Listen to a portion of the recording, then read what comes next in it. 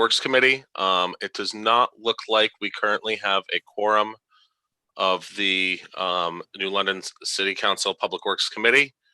I don't believe I see either President Pro Temp Nartadas or Councilor John Sadi on the line at this moment. If either of you are here, if you could just let me know, that would be great. Otherwise, we'll get started once we have a quorum of the committee members. Thank you.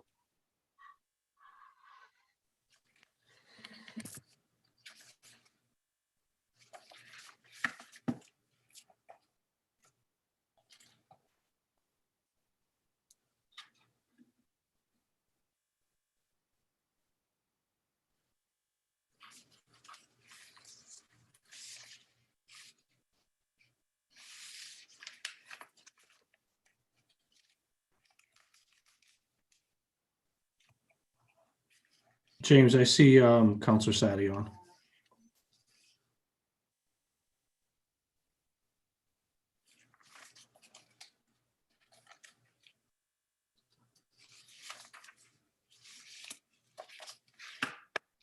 James, I see your lips moving, but I'm not hearing you're anything. on mute. Thank you. Sorry about that. Thank you very much for letting me know that, Director Reyes. So now we have Councilor Sadi with us here today, and President Pro Temp Nartadas texted me that she'll be joining in just a minute. So we will go ahead and get started with the New London Public Works Committee meeting of Tuesday, February 16th at 5 o'clock. I'll start by reading the logistics. Due to the ongoing national and state public health emergency caused by the global coronavirus pandemic, City of New London public meetings will be held virtually. Meeting agendas can be found at newlondonct.org. An audio recording of this meeting will be posted on the city website within 7 days of the meeting. Public comment may be submitted in writing to jstarts@newlondonct.org. If you prefer, you may sign up to speak at the following link on the city website, newlondonct.org/live-stream. This link will bring you to a fillable form where you may submit your name and be added to the public comment list and called upon via Zoom during the public comment portion of the meeting. Public comment must be submitted in writing or your name submitted on the fillable form on the city website at least 15 minutes prior to the scheduled start time of the meeting. Please include your address in your written public comment submission. So again, this is City Councilor James Burke, Chairman of the City Council's Public Works Committee. I'd like to go ahead and call this meeting to order. Pardon me while I look through our participants list here. I do see that we have committee member John Sadi with us. I do not see the other committee member, President Pro Temp Alma Nartadas yet, but I would also like to welcome City Councilors Brianna Dice, Curtis Goodwin, Kevin Booker Jr., as well. I see we have Mayor Passero joining us, as well as Director of ODP Felix Reyes and our Blight Officer Omi Morales. If I missed anyone, my apologies. Moving right on into public comment. There was no public comment submitted for this meeting today. So with that, we will go right into presentation. So Director Reyes, I don't know if you'd like to kick it off or if you'd like to pitch it right to Omi Morales, however you'd like to do for a brief presentation before we open it up for questions would be great. Yeah, I'll start it. We haven't had a blight committee meeting in quite some time. I think this might be our first one, right, James? I think this might be our first one.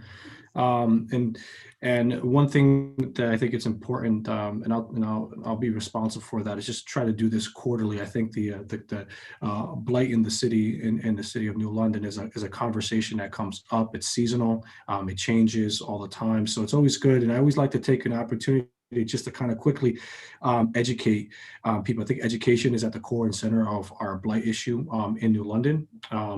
So one of the things I always like to mention before we talk about whether we go into actual properties or issues is that information on residents and when we address blight in New London, it's a very serious and sensitive matter by nature. We don't know the conditions of the home. We don't know the state of mind. We don't know the hardship. So when we look at blight, I would always just like to encourage people that it's always a little bit more than a couch in front of someone's house or a window that's broken. it's there's always a little bit more going on, and we try to be sensitive to that. And this is not, we try to run our blight department and building department with extreme sensitivity to our residents, and making sure that they have the resources that they need to take care of any property maintenance. So with that said, we did submit a blight report for both 2019 and for 2020 for the City Council to review. And Omi Morales, our blight officer, is here, and we can certainly go into any specific or any detailed locations or areas of concern. But just wanted to kick off with just some data and some facts and things that we have seen in 2020. This is also part of the ODP's 2020 year in review slide, where you can see this information as well. In 2018 and 2019, the majority of the blight that we were addressing, that our office was addressing in the city of New London, had to do with bulky waste. There was probably at that time in 2018, our previous blight officer was just Kenyon. Hey, we had between 80 and 90% of our complaints called just specifically on bulky waste. So bulky waste is the couch on the front lawn, the refrigerator, the mattress that was seen in New London. We have a trans-oriented community, high percentage of renters. So, people are moving and coming from neighborhoods, and we see this as an ongoing issue. I believe between 2018 and 2020, there was a high level of education. There was partnerships with the Public Works Department, with other city administration to make sure that we're educating our residents on opportunities and services that Public Works provide, and whether it's picking up bulky items, information on a transfer station, fees, and those types of resources. And I would say going from an 80 to 90% complaint rate on bulky waste in 2018, 2019, 2020, we were in more of the 45% for bulky waste. And overgrowth came in at 36%. Those are the two biggest blight issues that we've seen in the city of New London.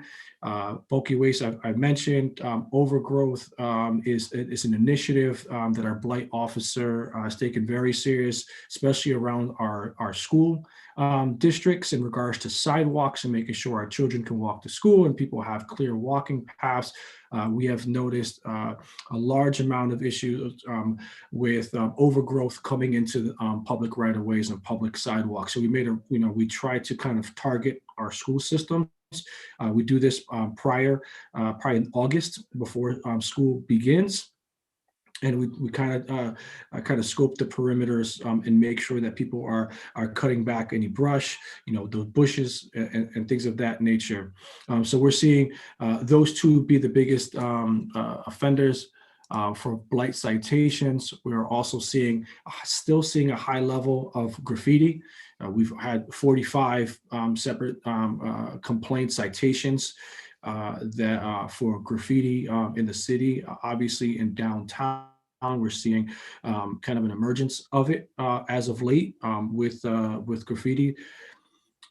Snow removal has been, obviously, we're not dealing with a mild winter here. We're dealing with a lot of snow. So OMI is also helping the administration, the police department, go through some of our business districts and reminding business owners and residents of snow removal. Storefront is still an issue in our downtowns, making sure our storefronts are up to property maintenance standards. And the last one, which represents about 10 to 15%, is just overall maintenance of properties.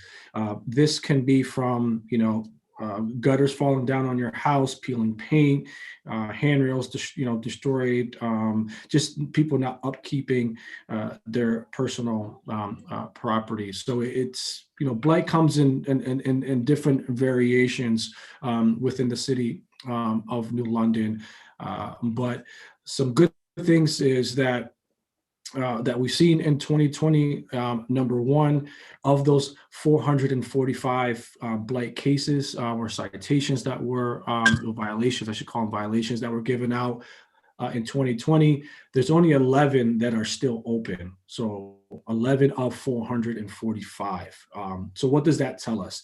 Number one, we're clearly communicating with our residents, our business owners, that there is stewardship required and there are resources to take care of blighted property. Number two, that there are resources available to them. We are now seeing, which I love, we're seeing a lot more neighborhood engagement, meaning that there's typically neighborhood representatives that are reaching out to us, giving us, a list of things that they would like to be cleaned up. Again, we have one blight officer in New London. It's going to take this type of neighborhood engagement to make sure that we are being effective and efficient in addressing blight. So council, you should have both the ODP year in review. You should have 2019 versus 2020 data to compare. That's kind of a high level kind of brief of what we're seeing in the city of New London. And I'll pause there. And both Omi and I are here to answer any questions and concerns about any specific properties or about the blight program. You tell us how detailed you want to get to it, and we'll respond accordingly. Thank you very much, Director Reyes. So I think, first we'll just do a first pass of questions, open-ended to any topic, starting with the committee members. So to committee member John Sadi, any questions for Director Reyes or Omi Morales at this time?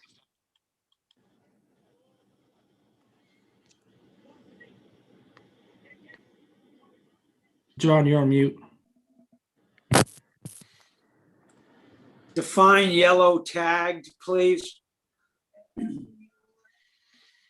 So we have the citation tags. They're kind of like the tickets that you see. They're like the carbon copies, where the blight officer will see something and immediately tag a door, whether it's a car without a license plate or a home that doesn't have their sidewalk shoveled. It's essentially the warning. It's to tell the property owner that this needs to be addressed based on our property maintenance and blight program. You have 5 days from being communicated that there's a violation. After those 5 days, the blight officer has the right to send a formal citation.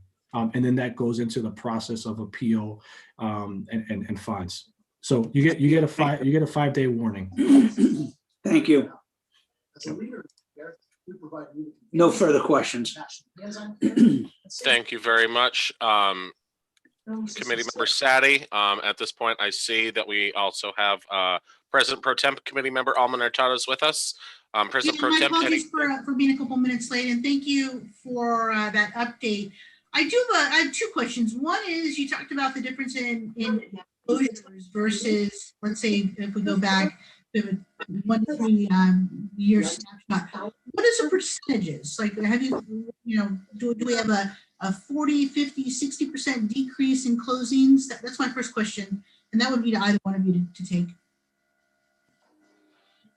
Middletown man accused of strangling. I don't have the percentages in front of me. I could certainly calculate that, but we typically, we have 11 open cases that carried over from the 445 citations. What that's telling us is that typically within a week, people are addressing the blight or the graffiti or the sidewalk, and we're not having to go into the formalized citation process.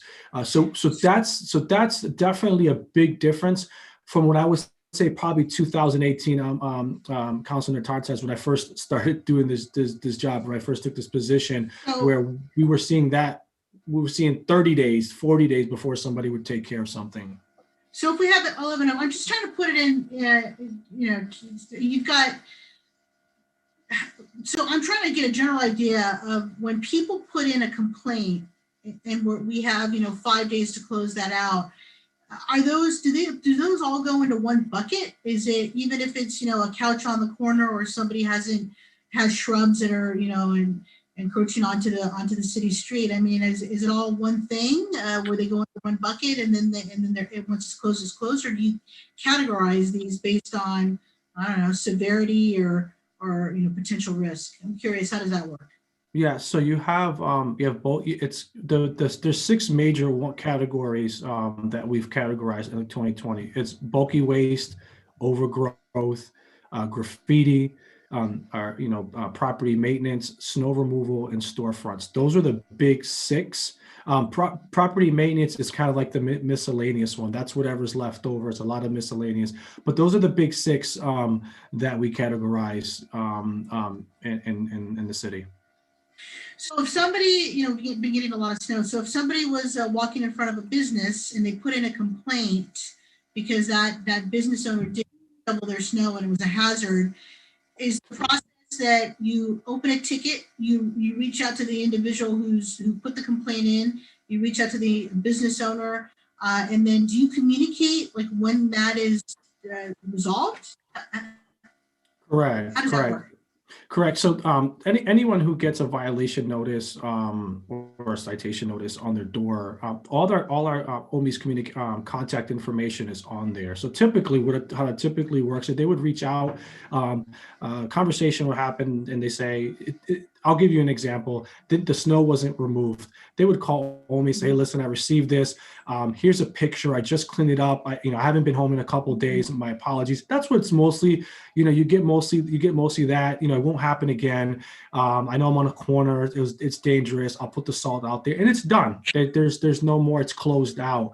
But if you want to, and then you contrast that to, say, a storefront issue where there's real maintenance that has to be done, then that's a conversation where OMI, the building department official, talks with that developer and says, all right, let's create a plan for you to take care of this issue. We know it's dead of winter. You can't paint, but on May 1st, I expect the painters to be out there cleaning us up, but you can still fix the window. I'll give you 30 days. So we try to work. Yeah. So I know that I've exceeded my 2 questions, but Chair Burke, I think for me, one of the things that we've been hearing, especially with all the snow, I know that a lot of my constituents are complaining about certain business owners just not taking care of the snow in front of their businesses.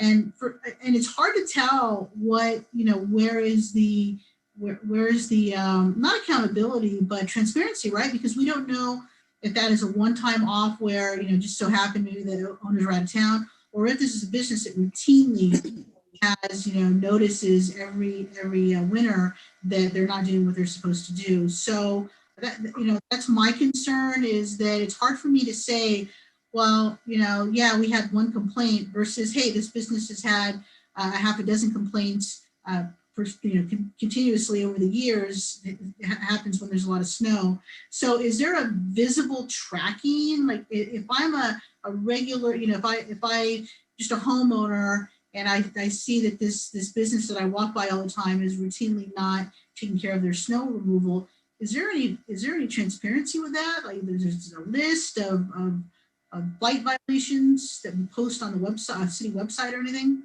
We don't typically post blight violations on the website, but one thing that we didn't have in the past, now we have software where we know everything, at least in real time. And that's going to take a while because, the blight position is still fairly new, where we don't have kind of analytical data from, 10 years ago to compare to now. But we are, the last 2 years, we can certainly see and track problem properties and repeat offenders. We do have that. We do have the ability to show that and express that. Okay, thank you. That's all I have. Thanks, Chair. Thank you very much, President Pro Temp. I have a question or two before we open it up to the non-committee members.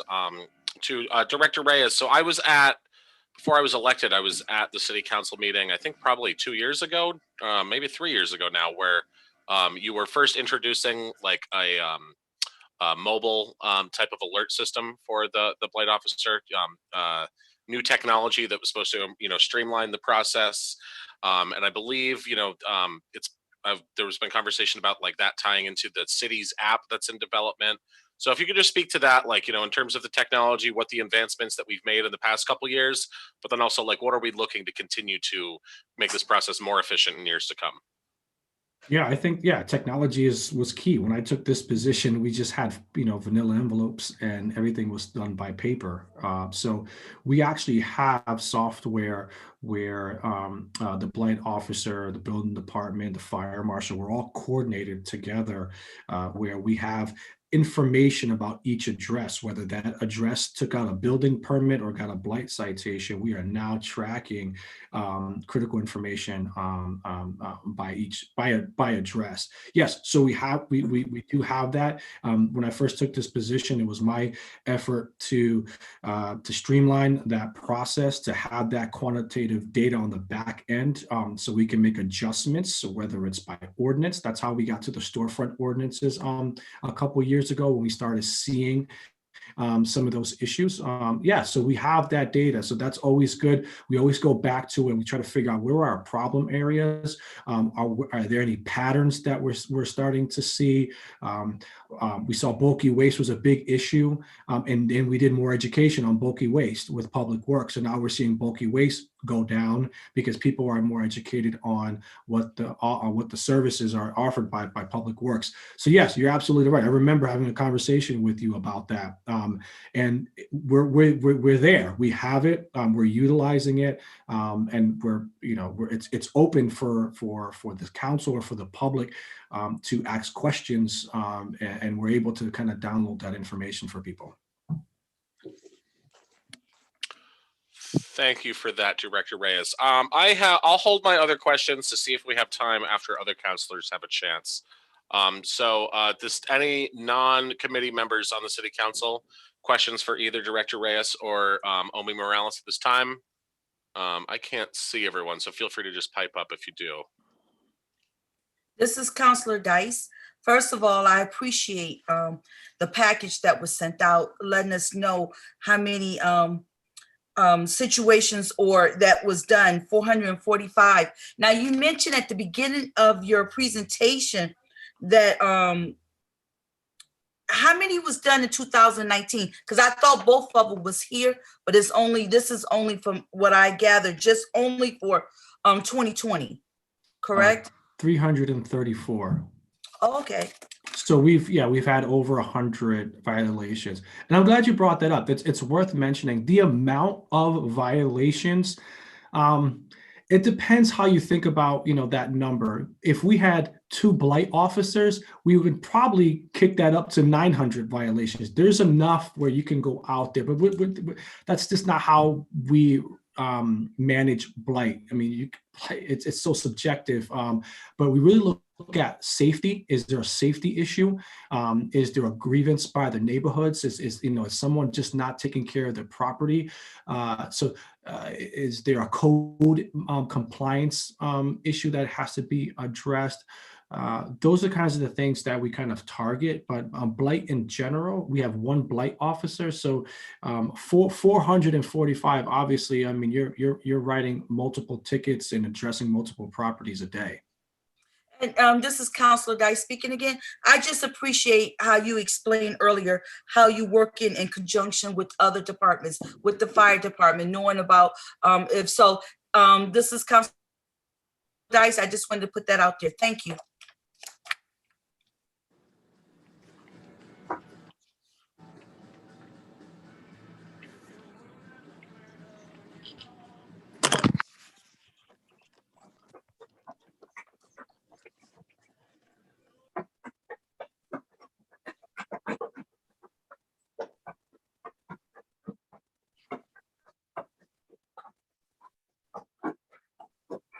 You're on mute, James. It doesn't look like it's on mute. It just looks like we have a bad. No, line. sorry, I was sorry about that. Seeing no others, we'll go do another quick circle back to the committee members. Councilor John Sadi, any further questions? No. Thank you, Councilor Sadi. This is Chairman Burke. President Pro Tem Nartades, anything else you want to get into? We have about 5 minutes left. I don't have any further questions. Thank you for the presentation. Much appreciated. Thank you, President Pro Temp.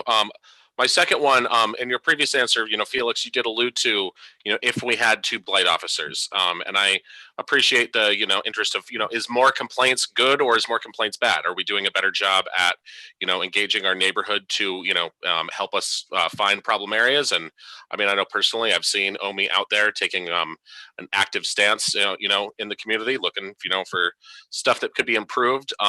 Potentially at some point in the future, would, a second blight officer be something that we think could help our community be able to, I mean, I am impressed in how quickly we're getting through the backlog, but I'm also specifically when it comes to issues like snow, where you have a lot of complaints all at once. And, 7 days later, when the snow is melted, it's going to be too late to go fix those issues. So if you, Director Reyes, if you just want to maybe opine on that a little bit. I mean, resources are always necessary, but I think the blight issue in New London is not going to go away based on how many blight officers we have. We live in an urban city where people are moving all the time, and it's an older city, and property maintenance will always be something that has to be addressed. I would say probably more resources should be probably in education. I know that a lot of our blight issues are from our residents with mental illness, so more resources into that and hardships. I think once we start addressing some of the kind of like the symptoms, then we will see a little bit more better outcome on the actual blight. So that's my personal opinion from experience. Sure. This is Chairman Burke. Thank you, Director Reyes. And I mean, I guess I'll close with this is that, yeah, and I think education is certainly key. For example, you said we're seeing less in terms of bulky waste. It's still a huge issue. I remember when the council first passed the bulky waste collection schedule fee for, to make appointments to pick up couches and things like that, that use was low. So, I don't know if anyone on the line has any data on whether we've seen increase in usage of those services. I know COVID's probably a particular strange time to look at it. But, just to, in addition to the professional resources for all of us council members on the committee to take our part in those being an educational resource for our community, letting people know, what is available to them with public service. So with that, we have a few minutes left, but I'll open it up to any last chance. Any other councilors have any comments before we look for one final motion? All right, hearing none. Do any of the committee members have the final motion for us this evening? So Chair Burke, I'd like to make a motion to adjourn. I'll second that motion. Thank you very much. This is Chairman Burke. A motion to adjourn has been made by President Pro Tem Nartades, seconded by Member Sadi. All those in favor signify by saying aye. Aye. Aye. All those opposed? And this meeting is adjourned at 5:28, and the Public Welfare Committee meeting will be getting going in just a few minutes. Thank you, everyone.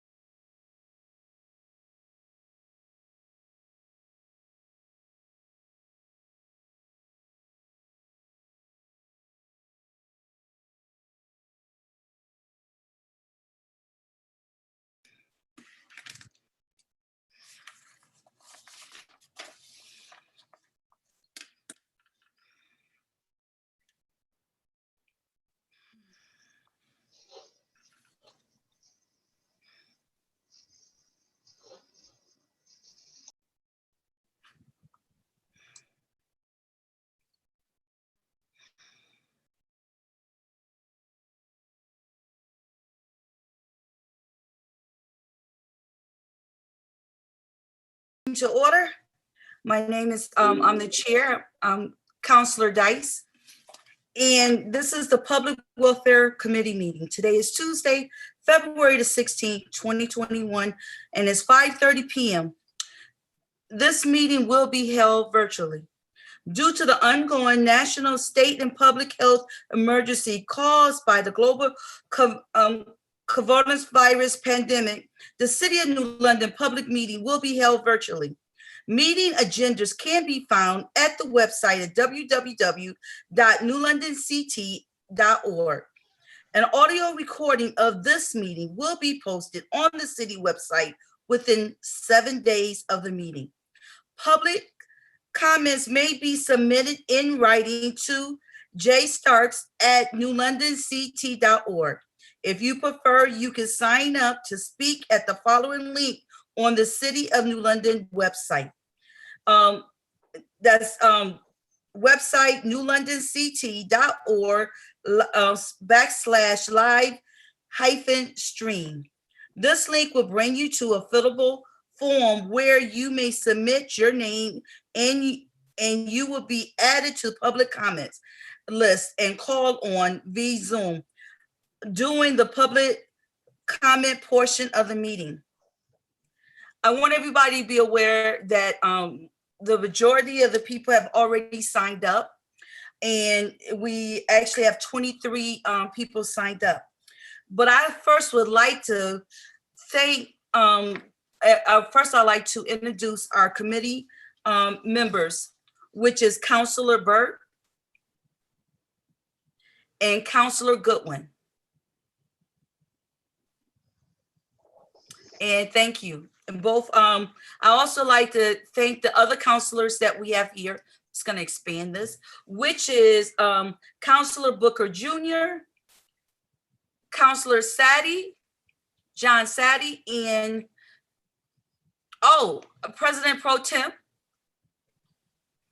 And I think I covered all of our counselor, but I also like to thank the mayor, who's also here in this meeting. And we actually have thank you, Mayor. We actually have 23 people sign up to speak. But one of the things that I want everybody to be aware of, Tom Bombrino, he's here. He's also overseeing the Community Block Grant. I want to acknowledge him. And then our community volunteers that's a part of the advisory board. They have the opportunity to review all the applications and submit what they think will be helpful to a lot of organizations this year. One of the things that I want people to be aware of is that for this fiscal year, excuse me, sometimes you get a little nervous. As I shared, this is the public hearing regarding the Community Development Block Grant funding for program year 47. That's July 1st, 2021 to June 30th, 2022. I noticed that, so what's going to happen, because we have quite a few people, that's going to take time to share about their program and for the funding that they're requesting. We're only going to allow 3 minutes per organizations, and we're asked, you will receive a 1 minute warning, letting you know you have 1 minute remaining, and Ms. Starks, she will be the one who would indicate when you have 1 minute left. I just want to say thank you to all the organizations that have applied for funding, because it's very important to know that these organizations is what helps support our low and moderate income families here in New London. And throughout this, dealing with this pandemic, the coronavirus, it has been you guys that has been the backbone. I noticed that some of the names that we have listed are not some of the speakers that's going to be speaking. So I'm going to introduce the organization, and I'm asking you to say the name of your organization, say your name, and share with us what you're asking for funding for. I'm asking all counselors if we could, this is just a listening opportunity for us to get to know more about the organizations. We're going to refrain from asking questions. You do have your package, your notebook with you to explain more in depth if you have questions. This is only the first time. They will have an opportunity to come back again. And the first organization that we have on the list is Steps Incorporated. Good afternoon. My name is Sharia Dai, and I've been involved with STEPS for over 10 years. When I first started with STEPS, I was only in 8th grade. Now I'm 24 and a lead facilitator for the New London High School group. When I was 13, I didn't realize that a program like this could and would change my life. My facilitators became mentors, trusted adults in my life who wouldn't betray my trust. For anyone who works with teenagers, you know how hard it is to communicate and gain trust. STEPS taught me self-love, social skills, and how to build healthy relationships. I remember all of the open and honest debates and conversations that helped me figure out who I was and wanted to be. I was constantly encouraged in every endeavor I made and pushed to get back up when I was down. I always had a safe space, which we all know is essential to a teen's needs. I experienced something that not every teen gets, especially in this generation when so many kids suffer in silence with no one to lean on. This is the environment I like to create with my girls now to ensure the relationship between STEPS and the girls will last for years to come. We help teach our girls kindness, gratitude, and how giving can be rewarding. We teach our girls how they can use the tools from STEPS to impact others. A place like STEPS helps communities raise their daughters to be productive members of society who will go on to be your doctors, lawyers, political leaders, and more. There is no cap for the positivity this program can and will spread. For the last few years, our girls have won the Dr. Martin Luther King Jr. scholarships. One girl is going to college for neuroscience, another for math and finance, and another is a proud nurse who has a YouTube channel promoting nursing. Our alumni continue to not only do well in their adult lives, but many of them see the importance of the program and want to give back either as facilitators or guest speakers. Challenges in this year of COVID have been many, from lacking technology to poor internet and recruitment challenges. Girls' phone numbers, emails, and addresses change, and we can't get into the schools. But we are still running a successful program. It has translated incredibly well online to the point that girls have fallen out of their chairs laughing, and they have said that their grades have improved since rejoining STEPS. Even when girls are unable to make sessions, they are reaching out and staying in contact with us. One really good thing STEPS has been able to do during COVID is show our girls that this program cares. Recently, we dropped off personal hygiene bags to our girls and a grocery store gift card and hope it will help their families in these trying times. We will continue to do as much as we can for our girls, especially with the help of communities like New London, who continue to support us. Girls need the program no matter what form we have to take. STEPS is resilient, and that's what we teach our girls to be. Thank you again. This is Counselor Dice. Thank you so much. Would you mind giving us the address? Thank you for sharing your name, but I didn't hear an address. Oh, that address. I believe it would just be our PO box. Any of the other facilitators who are on could please correct me. It's PO Box 1907 in Groton. Thank you, Gail. You're welcome. Thank you so much. This is Counselor Dice. The next person, and I did see her here, so I'm just going to say her name, is Kathy Parker. You have 3 minutes. Immigration Advocacy Support Center.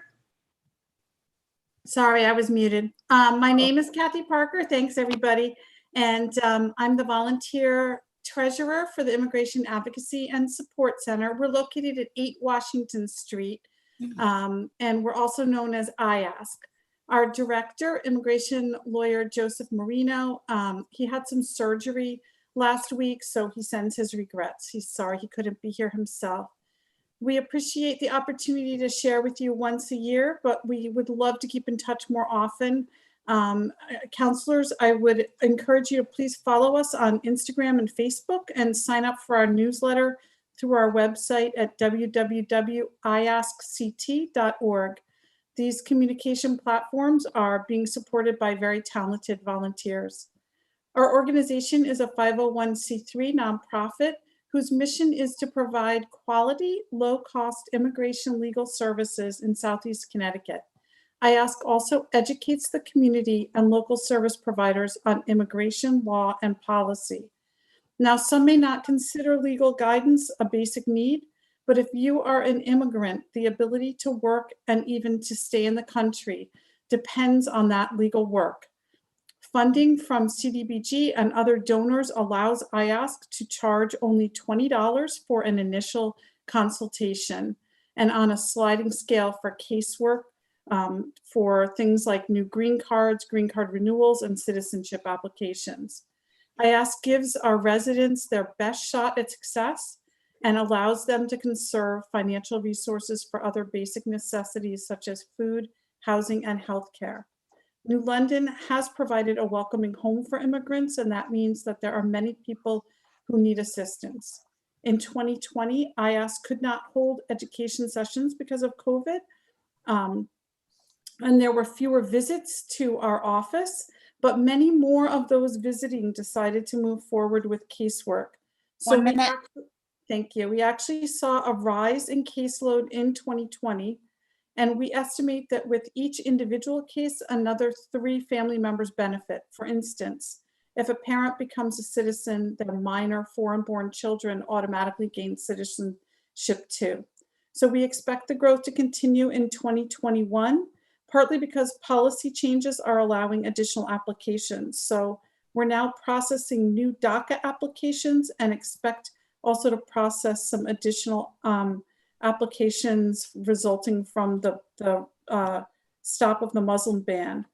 So this year, we're anticipating providing legal work on 40 cases, having 60 consultations, and having at least 5 education sessions for the community, benefiting a total of 700 New London residents. So thank you so much for your support. This is Counselor Dice. Thank you so much for sharing. So, excuse me. Alliance for Living, you're next.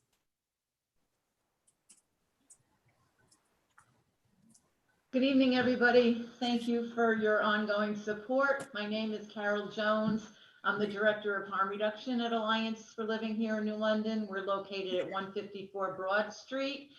And we are looking for ongoing support for our New London County CARES team. That stands for New London County Coordinated Access, Resources, Engagement, and Support. This is a program that has existed now for the past few years. We know that there is a tremendous need in not only New London, but across the country for the overdose epidemic. And our navigators, 4 of them with lived experience, are out in our community daily. We've been working through COVID with PPE and added protection, but we work to educate the community, to interact with people that are living with substance use disorder, to educate people and have naloxone available for individuals so they can reduce overdose, to develop relationships and communication with individuals on their own terms. We don't have any one treatment or abstinence goal when we go into this work. Our goal is to develop relationships with people living with substance use disorder, to develop trust, to provide support in a non-judgmental manner. And we've found that that really engages folks, and then they trust the individuals, the navigators they're working with, which allows them to then start talking about their issues, their concerns, their goals, and opens up a dialogue around what they would like to do to address their substance use. We have 2 medical providers on site at Alliance for Living that are available. It's a great opportunity to access medication for an individual's substance use disorder. It 1 minute. Takes away the barriers, and I want to give you, because I only have a minute left, I could go on and on and on, but we've been very successful. We've engaged over 300 people on medication for their substance use treatment.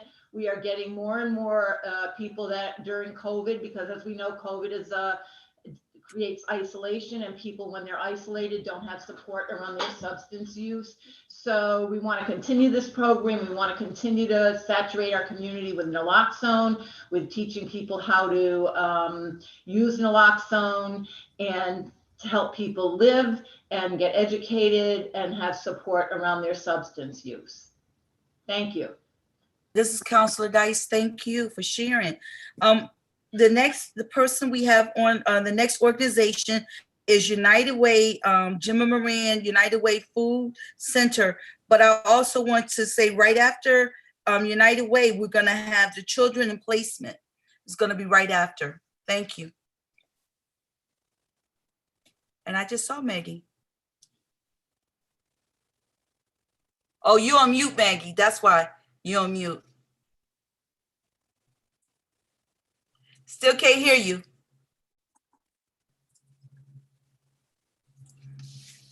Is it me? Do anyone else hear Maggie? No. No, we can't hear you.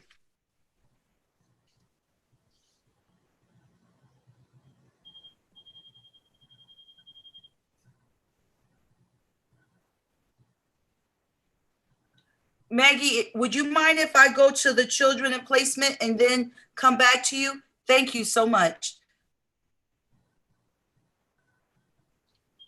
Good evening. My name is Janet Frymuth.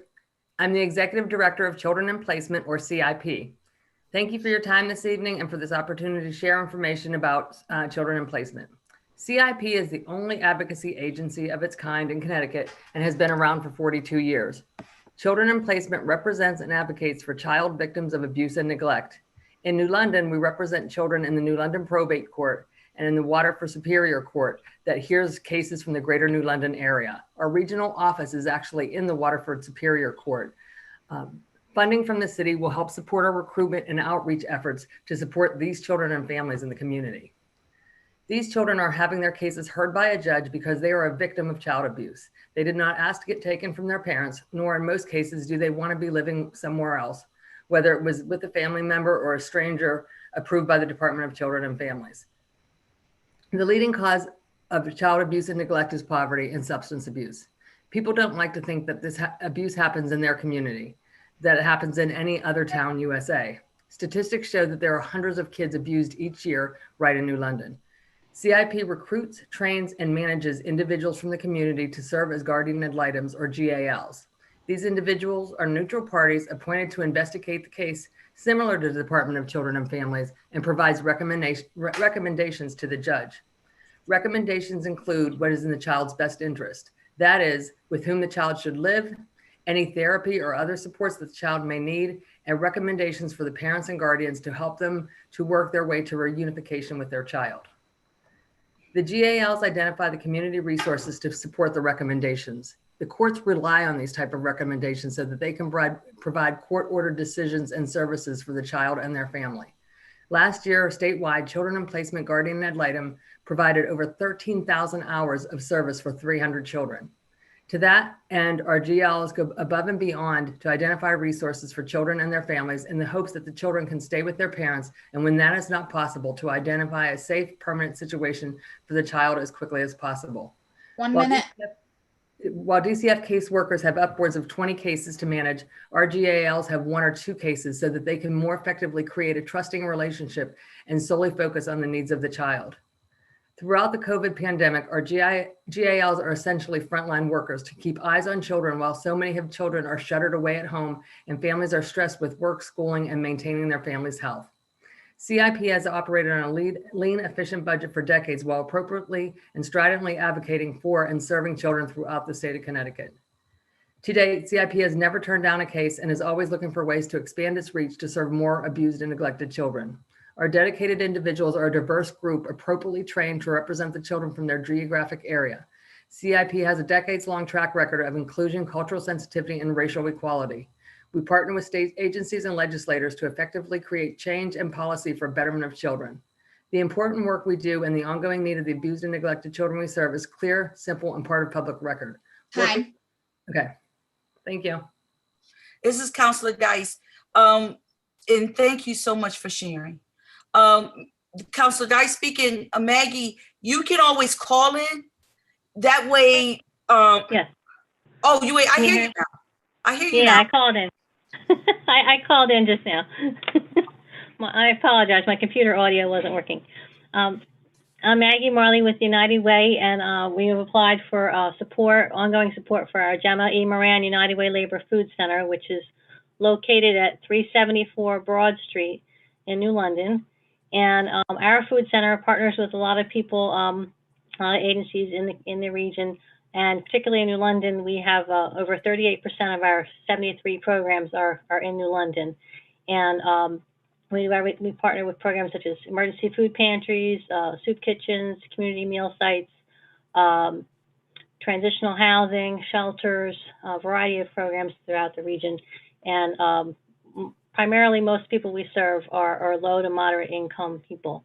Last year was our biggest year ever. We had 2.9 million pounds of food distributed, and that provided over 2.4 million meals.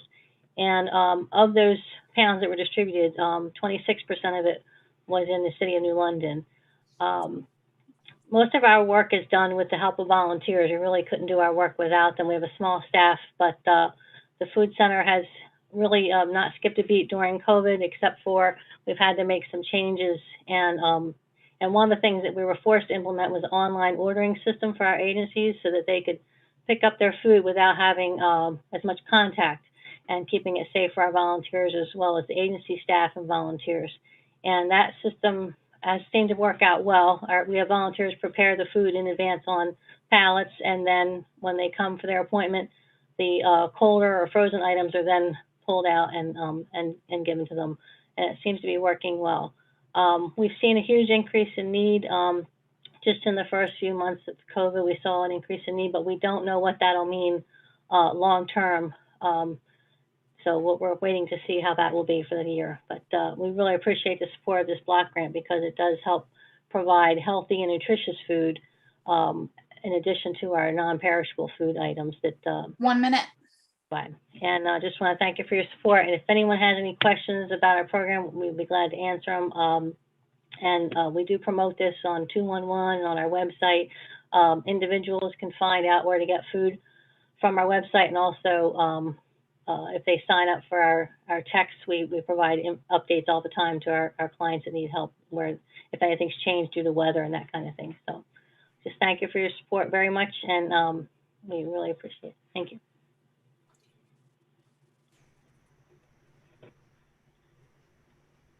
Dice speaking, and thank you. It's good to see you.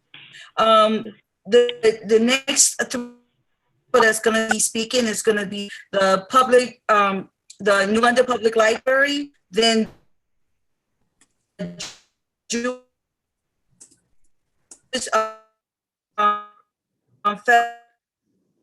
Federation of East.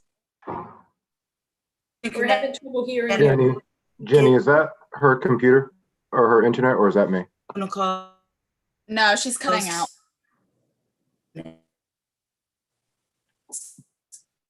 I think next was the library, Madhu Gupta. Got it. Could you mind texting her and letting her know? Yeah. I'm the public library. Dear members of the City Council, thank you so much. Tom Bambria, thanks to Tom Bambria and Lori Barberi for helping me in this process. First, I'd like to thank you all for your generous support that you have given to us in the past. We've been able to change the children's room carpet. We've been able to maintain our facility through the funding from CDBG. So thank you so much for your support through the CDBG program. This year, we are requesting funds for the adult reading room carpet replacement. I'll just give you some background on the carpet replacement application that I have submitted. We do not have a record of how old the carpet is in the room. I have a staff member who has been here for the past 20 plus years, and she tells me that the carpet has never been changed. So to her, she tells me, and again, I cannot support the story, but what I've heard is this carpet has never been replaced since it was installed in 1976 when the part of the building was added. This year, when we are requesting for funds for the adult reading room, when you would hear the word adult reading room, you would assume it's only for adults. But I'll tell you how many people visit that room. post-COVID, things have changed. Last year we reported 91,000 visits to our library, but before COVID happened, we had reported 145,000 visits to our library through our door counter. On a typical morning, older adults would come in to read a newspaper, to read a magazine. People would come in to use the computer, and that's the computer area is the area where you could actually see there's no carpet remaining. It's all worn out. I have some pictures to show you, and I do not know how well you will be able to see these. These are the stairs, and this is the room.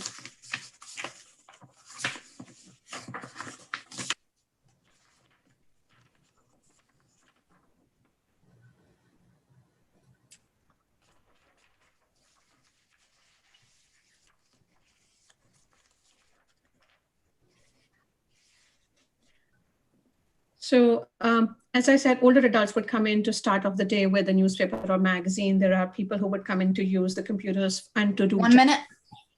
And there are parents who come in, or caregivers come in with children, and they try to use a computer, and the child sits down on the carpet. So we're not just asking for the carpet replacement for the aesthetics part of the library. It is for the health reasons also.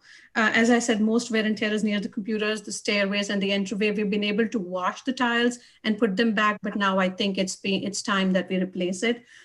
We also have, the library is now fine-free. After COVID, we decided that, not after COVID, we are in a pandemic, but the library is a fine-free library. That means everyone is welcome. We promote and support reading, learning, and education. So, during COVID, we had to rethink our role during the pandemic. So we have been providing curbside service if people are not willing to come in because of the scare of the virus.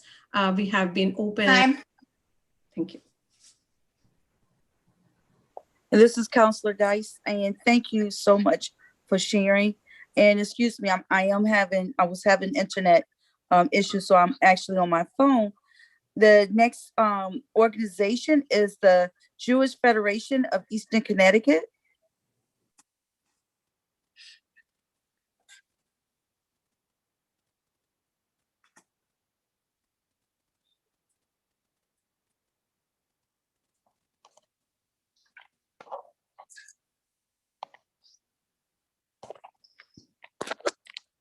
This is Counselor Dice. Because I'm on my phone, I can't see the full screen. So if I can have support, if anyone see, Counselor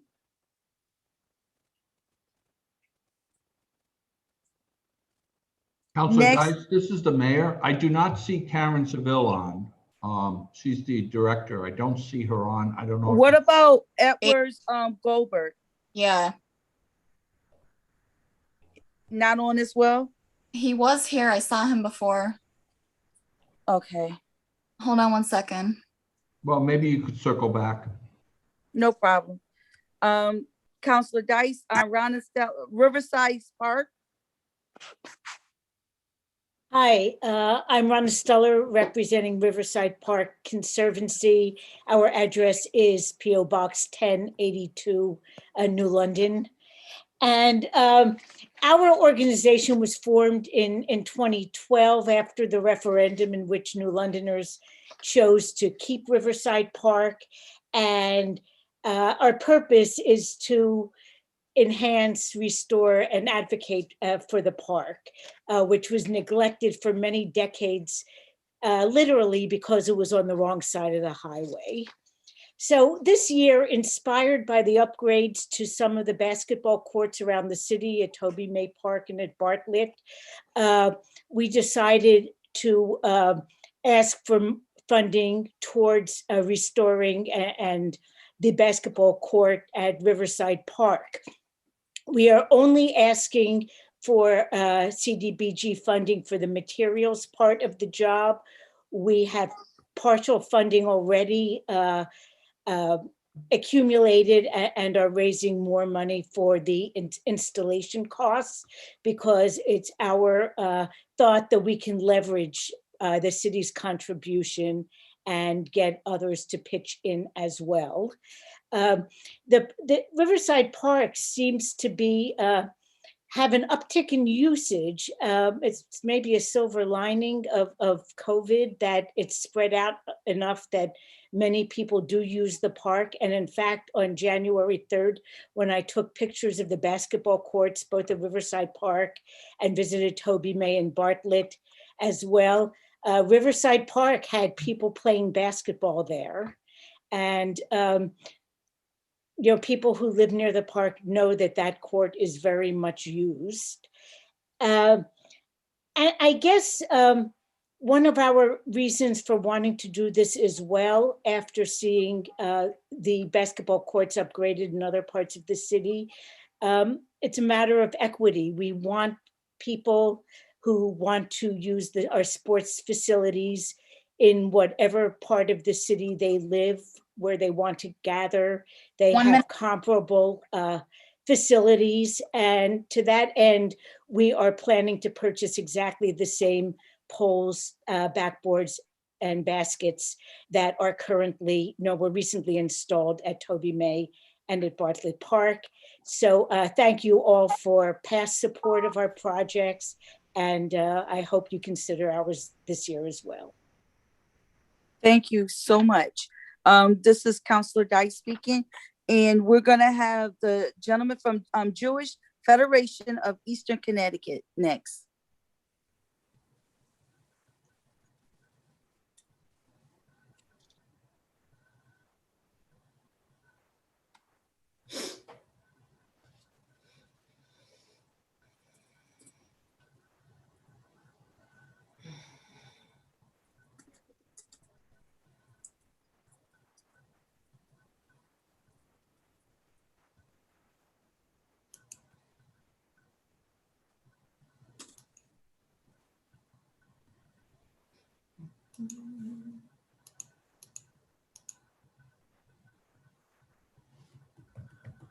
We can hear someone clicking. So Edward Goldsberg, is that you?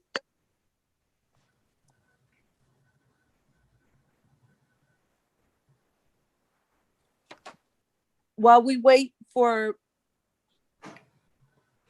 Mr. Goldsberg to get situated, next we have the Senior Nutrition Program, and then after that, New London Maritime Society.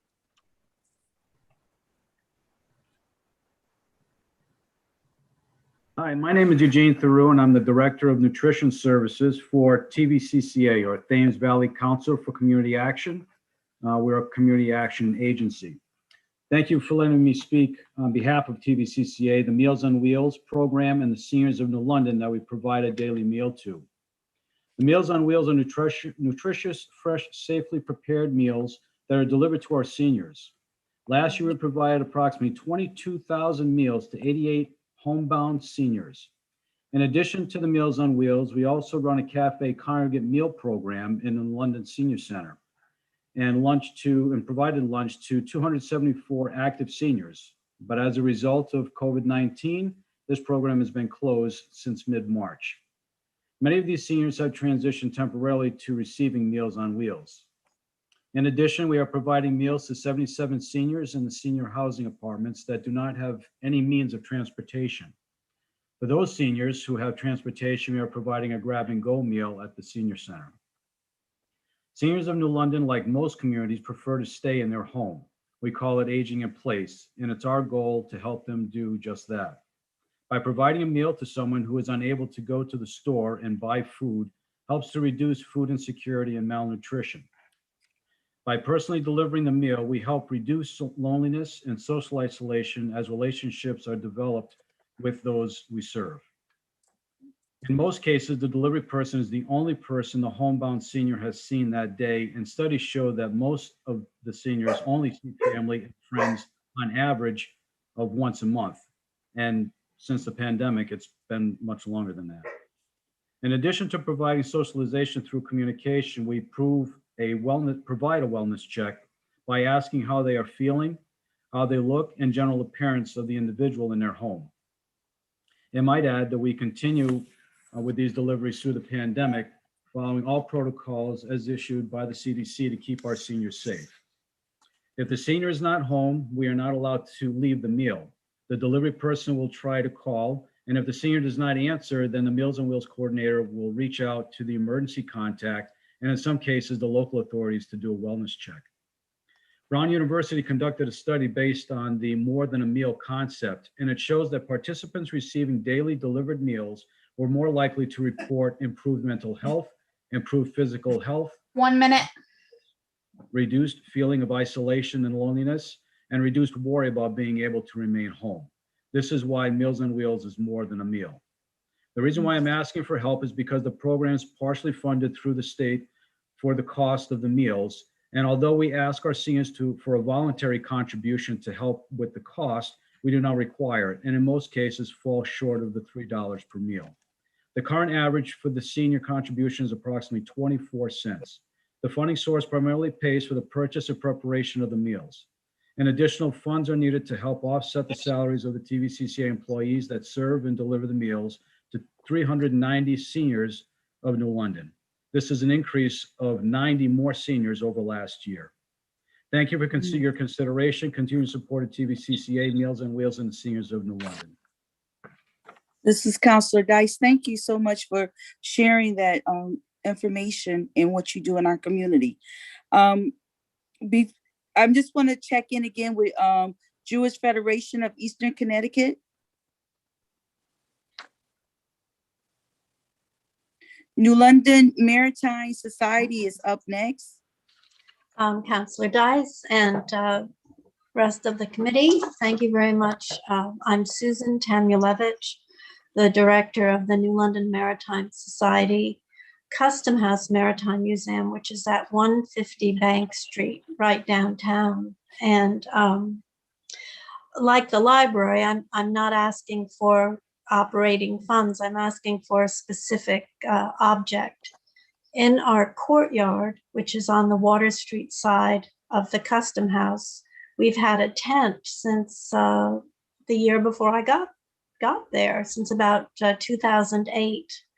And it had a very heavy white canvas tent, which we would have to invite the firemen or Coast Guard cadets to help us put up and take down every year. And it was quite a cumbersome and several £100 tent. Our museum I'm the only employee. There are a lot of volunteers, but they're mostly retired people. And what's happened with climate change in the last few years, particularly in 2018, is we've had these violent downpours, which means we have to take the tent down really fast.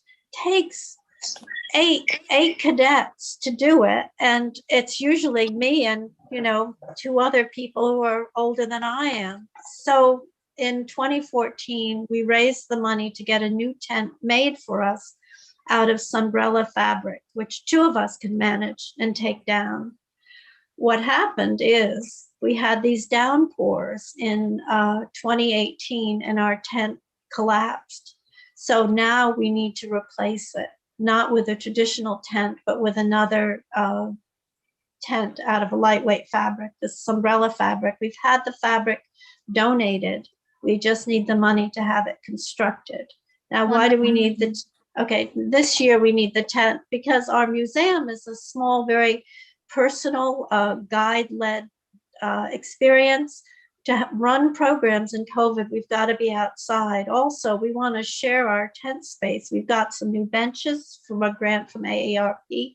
We'd like to open it up and let it be used during city event days or on the weekend. And to do that, we've got to have a new tent outside. We want to keep the downtown lively. We'd love to let the restaurants allow their patrons to come back there. It's a little tricky because they can't keep an eye and clean the spaces, but we mean to be a good neighbor downtown. That's it. All right, Councilor Dice, thank you so much. Thank you. Nice to see you. Yeah. It's nice to see you as well. It's nice to put a name with a face. The next the next organization we have coming up is Safe Future Incorporated. Then next on deck is Higher Edge. Good evening, Councilor Dice and councilors. Thank you so much for hearing us and for always being there and supporting us. I represent Safe Futures. I'm the CEO. I've been with Safe Futures for 27 years. We're going on our 45th year anniversary. We're at 16 J Street, our main office in downtown New London, where we save lives, restore hope, and change the future to victims affected and impacted by domestic violence, sex assault, stalking, and trafficking. During the pandemic, and the reason I talk about the pandemic is even though as things may look like they're winding down and in the future things will be, let up, our business is getting busier and busier due to isolation, abuse in the home, children being home, no peers, no outside activities. So we had 64 children in our residential programs during the pandemic. That involved just looking at numbers from one year to the next in our shelter and hotel costs alone from March when the pandemic started to January in 2019 to 20 was $12,000. This year, due to the pandemic, it was $126,500, 716% increase. And unfortunately, we're not seeing that change. We do that. We've had services increase to 82,600 services provided with 22,900 victim contacts. 35% of the criminal docket are domestic violence cases. We had 249 victims assessed with law enforcement on our partnership as being high risk of being murdered. The numbers just go on and on and on. I just can't tell you how much we need the support. We also served 573 families in our donation center for the holiday season. And that's all done through volunteers and donations from our wonderful, generous community. What these numbers don't represent are also the number of overtime hours spent for service who are taxed. We're an essential agency running full time through the pandemic, and you can't hire people during the pandemic. So all of those 716% increase is affecting our staff also and our numbers there. We do partner with many agencies. Many of you are here. We partner on grants, on doing things together. And I'm so fortunate that we're in this community where we have food service people donating. It's just absolutely amazing. So I thank you for your time. Thank you. This is Counselor Dice. Higher Edge is next. Hi, my name is Katie Hallisey. I am the College Access Program Manager for Higher Edge. We are located at 35 Redden Avenue in New London. We actually share space with Oasis Church. A little bit about Higher Edge. We're a nonprofit founded in 2011, and we are a college access program that guides and supports high school seniors to and through college. So CAP is the college access program. So I am the one who works with their high school seniors through the entire college application process, from that list to their essay, hitting submit, and then my favorite part, scholarships, because that's free money. And then if they choose, then we help them make the final decision based on cost and financial need. And then if they choose to stay with Higher Edge, they are part of our success program, and we will stay with them up to 6 years while they are in college. We are a small organization. There's only 4 of us on staff. We have our executive director, myself, who works with our New London students, another advisor who works with our high school seniors in Willimantic, and then we have one success advisor who works with all of our college students, which is about 180. Currently this year, I have 39 high school seniors. They are from New London. Does not mean they have to go to New London High School, but they have to be residents of New London. So when March 12th came around in 2020 and my boss was like, hey, Katie, we're going to go work from home tomorrow, we all thought it would be see you in a couple weeks. 1 minute.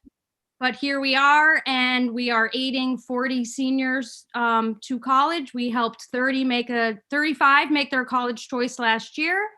I've helped them submit over 200 college applications, albeit virtual. They have not been in the office once. We're in scholarship season now, and we're doing whatever we can over Zoom. I know sometimes we're all sick of Zoom. These are high school seniors. They just want that connection, and we miss it in the office, but we are doing all that we can to bake cookies with them virtually and have holiday parties and give them Taco Bell gift cards to spruce it up with them and still feel that connection, so that when they do are like, yes, I committed to this school, we are right there beside them with them, cheering them on. Wow. Thank you so much for sharing. This is Counselor Dice. Next, we're going to have Southeastern Council on Alcoholism and Drug Dependence Incorporated, and then RSVP will be right after them. Thank you. Thank you, Councillor Dice and the rest of the committee for the opportunity to speak about our proposal this evening and for the continued support through the Community Development Block Grant Program. SCAD, or the Southeastern Council on Alcoholism and Drug Dependence, has been providing treatment services to communities in Southeastern Connecticut for 54 years. My name is Stacy Lawton, and I'm the CEO. I have been with the agency for about 28 years now. Our administrative offices are located on 37 Camp Maween Road in Lebanon. We have several programs located in the community of New London. We have a 20-bed detox facility on Coit Street in New London, a women's halfway house on Coit Street in New London, a men's halfway house on Bank Street in New London, as well as an outpatient clinic on Bank Street in New London. In addition to our New London programs, we have a halfway house for men on Main Street in Norwich, a certified recovery house for men on Washington Street in Norwich, and a 110-bed residential facility in Lebanon for men. Some of you may know it as Lebanon Pines. Several years ago, SCAD partnered with the Madonna Place to bring a fatherhood initiative program to fathers who were enrolled in our New London halfway house programs. Our CDBG application seeks support for this fatherhood initiative program. The fatherhood program is based on an evidence-based curriculum that is used by organizations across the country to teach fathers how to be involved, responsible, and committed 24 hours a day, 7 days a week. The fatherhood program provides dads with the tools that they need to engage in the parenting process. It helps them to develop the skills to communicate and co-parent with their children's mom in a healthy and respectful way, teaches them how to rebuild trust with their kids, which is often lost in the midst of their addiction. And it also just overall teaches them how to rebuild their relationship with the kids. The curriculum has 5 core characteristics. They are self-awareness, caring for self, fathering skills, parenting skills, and relationship skills. It's important for fathers who are finding their recovery to be involved with a community of other dads who share their struggles and can help each other navigate through the challenges of parenthood. These relationships are especially important as they leave their structured treatment environments and begin living back in the community. We are very grateful for the continued support of the New London CDBG and the New London City Council, and the continued consideration for the support of this important program. And since I have about 30 seconds left, I also just want to acknowledge all of the work of my colleagues on this call, all of the work that's being done in the New London community. Our work is challenging enough, and it is threefold given the circumstances that we all have to work in right now. So thank you all for everything that you do. Okay. Thank you. This is Counselor Dice speaking, and I'm gonna have the director for RSVP, Retired Senior Volunteer Program, will be up next, and then OIC of New London County is right after.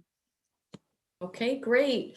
Good evening to all. Thank you so much for this opportunity to present about the program. My name is Gina King. I'm the director of the Retired and Senior Volunteer Program, which is managed by TVCCA. Eugene and I work very closely together. What we do, our program matches seniors 55 years and older. It's kind of young for a senior, but with the opportunity to volunteer, whether it's visiting, phone reassurance, Meals on Wheels delivery, shopping, or our veterans coffee houses. Last year alone, we served 92 residents in New London alone for either visiting or shopping services. Our volunteers also work side by side with the Senior Nutrition Program to deliver the meals in New London. The hours served amounted to almost 160 hours that our volunteers gave just to those New London residents. And we also do a winter boot program every year where we work with community members and we raise donations to give the low-income children in the New London County warm winter boots. And last year alone, we gave out 283 pairs of new winter boots to the kids in the New London school systems.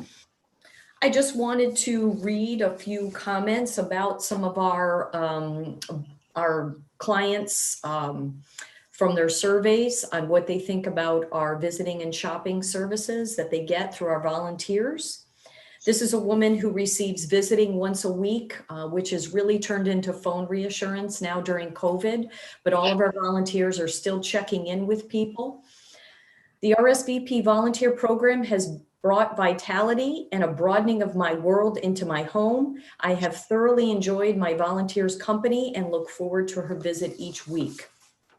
This is another senior. She's actually 96 years old and she receives visiting and phone reassurance from her volunteer every single week.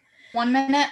She commented that she feels she has good rapport that started immediately with her volunteer who comes with her comfort dog, and she gives our program 5 stars. This is another client who takes advantage of the friendly shopping. I appreciate and am grateful for having Juliana and Jose to help me in my life. Although we have been distanced due to the COVID-19 epidemic, I hope we will be able to be reconnected soon. And another person wanted to thank her volunteer and called her her angel. So I thank you all for your support. And like Stacy, I thank all the other organizations. We're all out there. Like they say, it takes a village. So thank you for the continued support. This is Counselor Dice. Thank you. We're going to have OIC of New London County. And then after OIC, Edwards Goldberg from the Jewish Federation of Eastern Connecticut will be next. Thank you. Good evening. My name is Nikisha Grant, and I'm the President and CEO of OIC of New London County. Tonight, I present to you OIC's proposal for our Project Employment Reintegration Program. The funds requested will provide individuals who have had involvement with the criminal justice system the opportunity to receive job placement and intensive case management services. OIC has been working extremely hard during the pandemic to ensure the needs of the community are being met. The City of New London has been our strongest partner through providing funding for the distribution of 200 tablets to the community, ensuring that over 300 children receive school supplies, and assisting with the distribution of much needed food supplies to those affected by COVID, both through funding and many of you in person. Now, your continuous support is needed to assist those individuals who are being returned to the community, faced not only with having to overcome the barrier of incarceration, but also with the competitiveness of finding a job in a market engrossed with individuals who have lost their jobs due to COVID, are qualified and educated, but seek the same employment opportunities faced by those who we seek to assist in this proposal. OIC understands the needs of the formerly incarcerated individuals and seeks to provide them with the necessary job training skills they need to be successful for themselves, family, and the New London community. Thank you. Thank you so much. This is Counselor Dice speaking, and we're looking forward to hear from Jewish Federation of Eastern Connecticut. Thank you. Is it possible to share my screen? The IT Dan, would it be possible for him to do that? Yes, you should be able to do so now. Thank you. This is Counselor Dice. It still says disabled. Try it now. Here it goes. just I got did it. I got it. Yep. Okay. Are you able to see it okay? Not yet. It's not up. There we go. Okay. So I'm Ed Goldberg, and I'm representing JFEC, Jewish Federation for Eastern Connecticut. And what we're looking for is we have a roof problem. We have a roof that needs to be replaced. It's a historic building.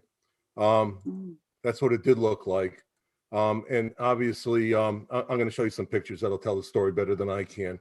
But a visual inspection of the roof, it's significantly deteriorated. The materials are very brittle, cracked, broken, warped.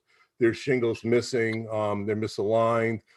Without putting up at this point scaffolding and other safe means to get up on the roof, it's really difficult to be able to tell exactly what's there. We've gotten a couple quotes, roughly $19,000, but some are saying between 30 and 50. We're hoping that the 19 is going to be adequate. If we need more than that, they'll find other means of fundraising to do that. It's possible there's some water infiltration and so forth. This is a picture from the rear, and you can see the shingles are pretty chewed up there.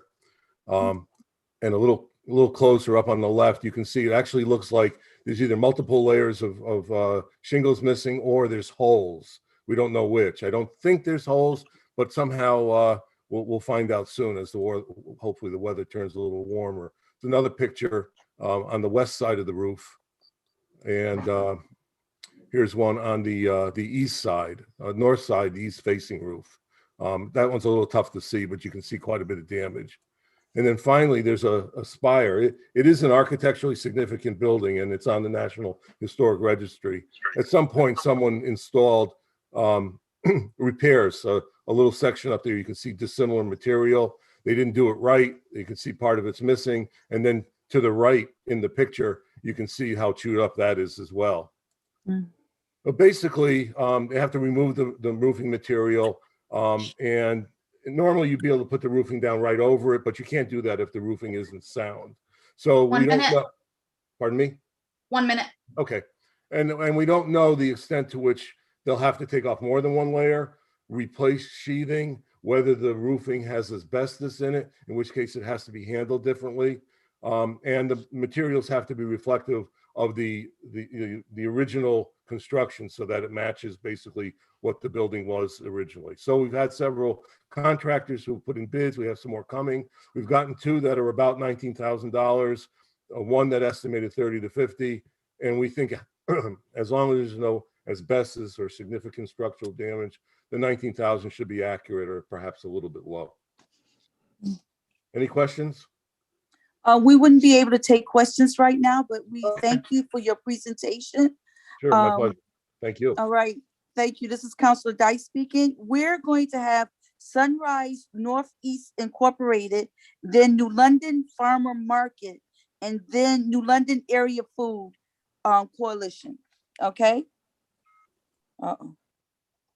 Hello, good evening, everyone. My name is Niles Stuckey. I'm the grants manager for Sunrise Northeast.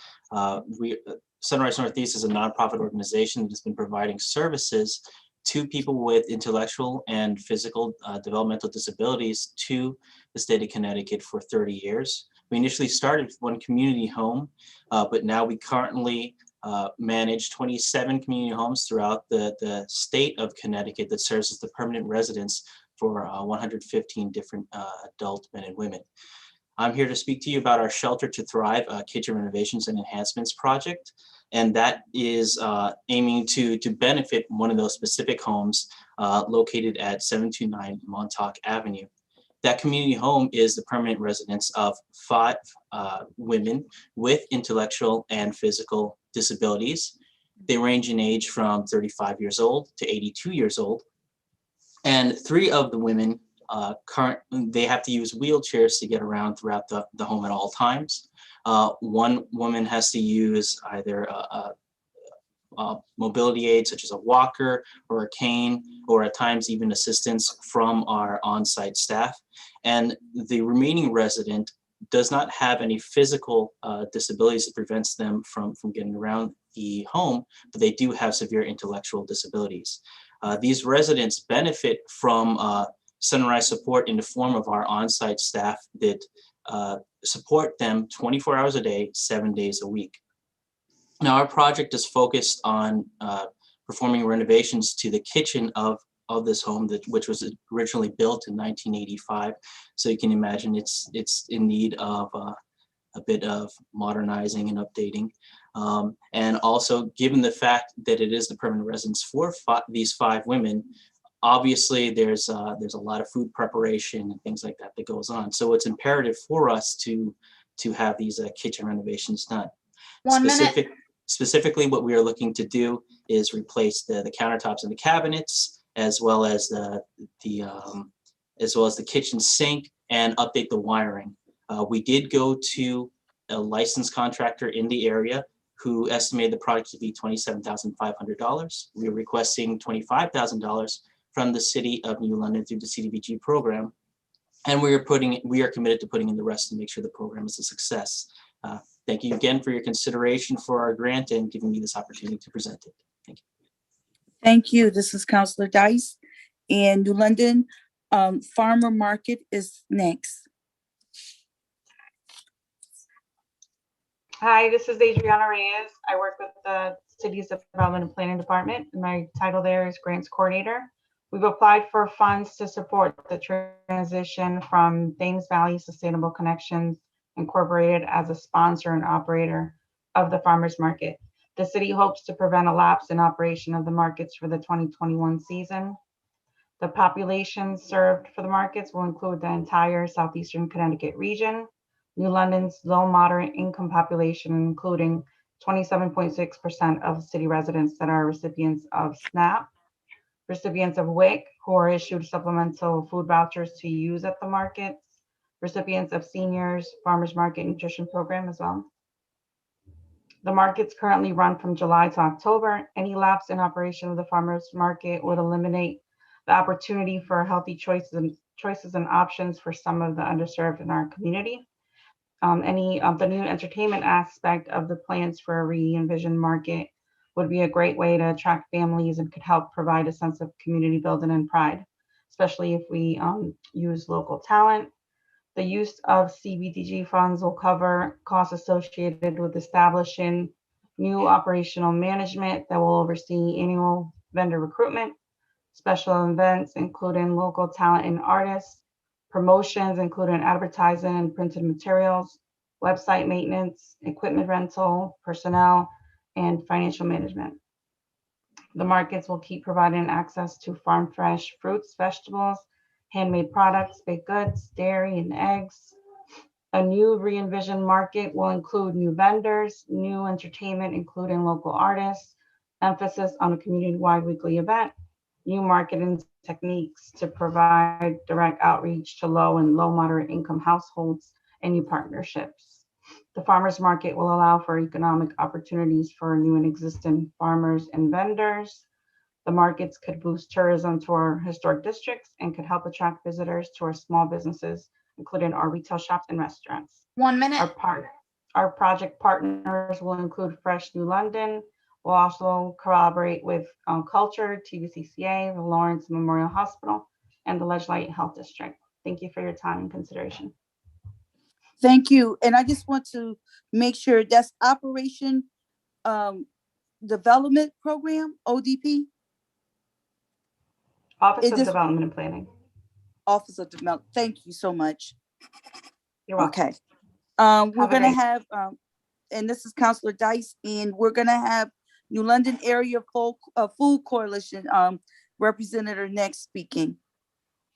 Good evening, Councilor Dias and others. I am Tracy Reiser. Thank you for the opportunity today to speak in support of the New London Area Food Pantry Coalition, located at 106 Truman Street in the OIC building. and its application to receive CDGB funds. I'm a longtime volunteer for this efficient and high priority organization, which has existed since 1988 and up until very recently run entirely by volunteers. All funds the organization secures are used for food products, the equipment to keep them safe, and to the OIC partnership, which includes rent and some participant services. In a 12-month period ending October 2020, it served 19,984 clients, over 5,000 more than in 2019. Because of the volunteers, some of them are very elderly, they couldn't participate. So the coalition expanded their partnership with OIC, which now receives funds from the food pantry to complete some of the participant services, including client volunteer and work coordination, and some of the food services related to inventorying and food prep. Pre-pandemic, clients could enter the pantry and select foods. Now volunteers pick up from all their sources, bring the food to the basement 2 rooms at OIC, store and prepare it for distribution, and carry it back up to the parking lot on Mondays and Thursdays. Adults, children, and seniors come to the parking lot and pick up 3 days worth of food. The volunteers who manage the pantry secure 80% of the food offered from donations from United Way, Gemma Moran Food Warehouse, local farmers, bakeries, grocery stores, and food drives. The remaining 20% of the food is purchased by the volunteers of the pantry with foundation and public grants, donations, and money raised through fundraisers. The food pantry is centrally located in New London, and clients walk and drive to the site. The clients are those most vulnerable spoken about in the CDBG guidelines. They all meet the income requirement levels, and many are working but don't receive living wages. They're not sufficient to cover the costs of rent, food, and medicine. Not having enough food is a priority issue in New London. It is a very basic need, and I ask you to imagine how it feels to be hungry, not just for one day because you're too busy to eat, but day after day, week after week. That hunger affects your ability to study in school, your ability to function at work, your ability to care for your family. The New London Food Pantry Coalition works with so many people to maintain these giving abilities. The New London Food Pantry respectfully requests you allocate them the funds and provide this basic resource for life and for addressing a most pressing issue of poverty, a key issue of poverty. Thank you for your attention and for your hard work to create a healthy and thriving New London. Thank you so much. This is Counselor Dice. We're gonna have the New London Homeless Hospitality Center representative speak, and then New London Rec Department. Thank you. Hi, this is Kathy Zoll from the Homeless Hospitality Center. Thank you for the chance to share a moment. We're located at 730 State Pier Road, and we provide shelter and assistance in finding housing for adults experiencing homelessness. And our request relates to assistance with paying for supplies. Our funding from the state covers about 40% of the cost of running the emergency shelter. And so we need to raise the additional funding from private donations and government and other sources. And supplies covers a full range of things, obviously the day-to-day supplies that we need, but also just having coffee so that people who are sitting at the shelter can have a cup of coffee. And we go through a lot of coffee, I'm sorry to say. Also just basic hygiene products so that we can give people what they need. So shampoo, other kinds of things that they need.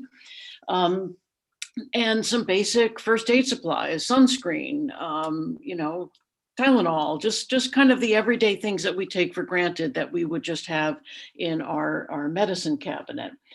And then we do some, we can't do as much as we want, but just some basic things. If people come in and they have no clothing, we might have some emergency clothing for people.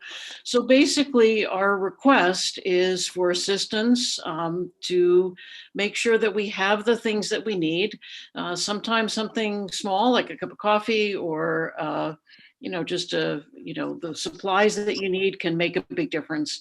And so we're very grateful for all the assistance we've received over the years, CDBG, but also from so many other aspects of the city, and hope you can consider our request. Thank you very much. Thank you. This is Councilor Dice speaking. New London Recreation Department is next, and then the Drop and Learning Center. Thank you for the opportunity. I've come here to explain 5 different programs. Well, first of all, my name is Tommy Major, and I'm the Director of Recreation. I apologize in regards to that. But as I stated before, thank you for this opportunity.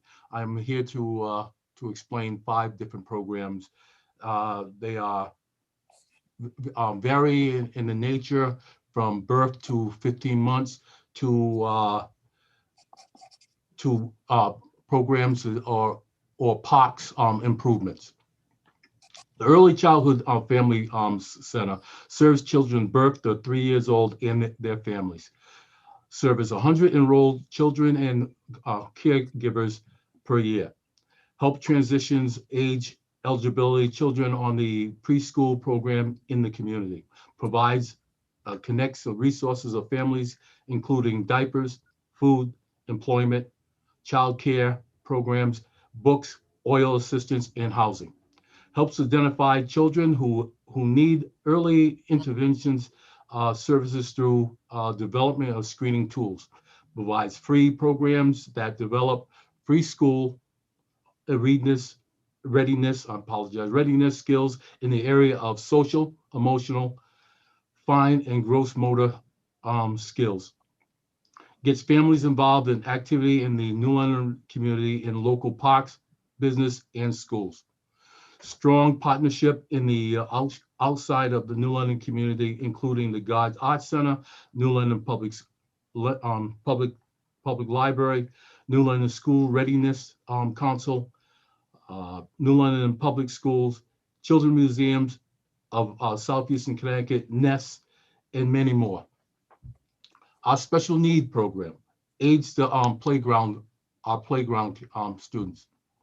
This is a one-on-one program that the Recreation Department conducts at playground programs at 3 locations throughout the city: Nathan Hale Elementary, Harbor, and Winthrop Elementary School. The program is 6 weeks in length. It engages the children in a variety of activities and do not exclude any individuals. In the past, we've had up to 10 children who required individual assistance. Additional staff is hired to compensate for these youth with social, physical, and mental disabilities so that they can partake in their activities with their peers. This request is a cover of the cost of the additional one-on-one staff mandated by law. Swimming lessons. As we all know, we're surrounded by water.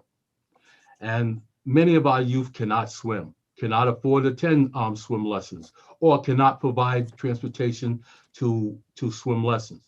With our request, we are hoping to provide free swim lessons to all New London youth throughout, and also receive American Red Cross certifications of staff. These lessons would be taught during our summer program, playground programs. Transportation is included, but would also be available for any New London resident who would like to register throughout our community. And I also would like to say this: we collaborate with all other programs when it's dealing with that swimming program. All right, we have the MYFI. This is a program, a running program directly after school at the school sites. We offer it at all 4 public elementary schools in New London. The commitment is for health, nutrition, and curriculum is taught. This is a free program for children after school, with only cost being for them to participate in actual races. ADA improvement to the parks. The City of New London had an ADA assessment completed and slowly has made repairs in a few parks at a time.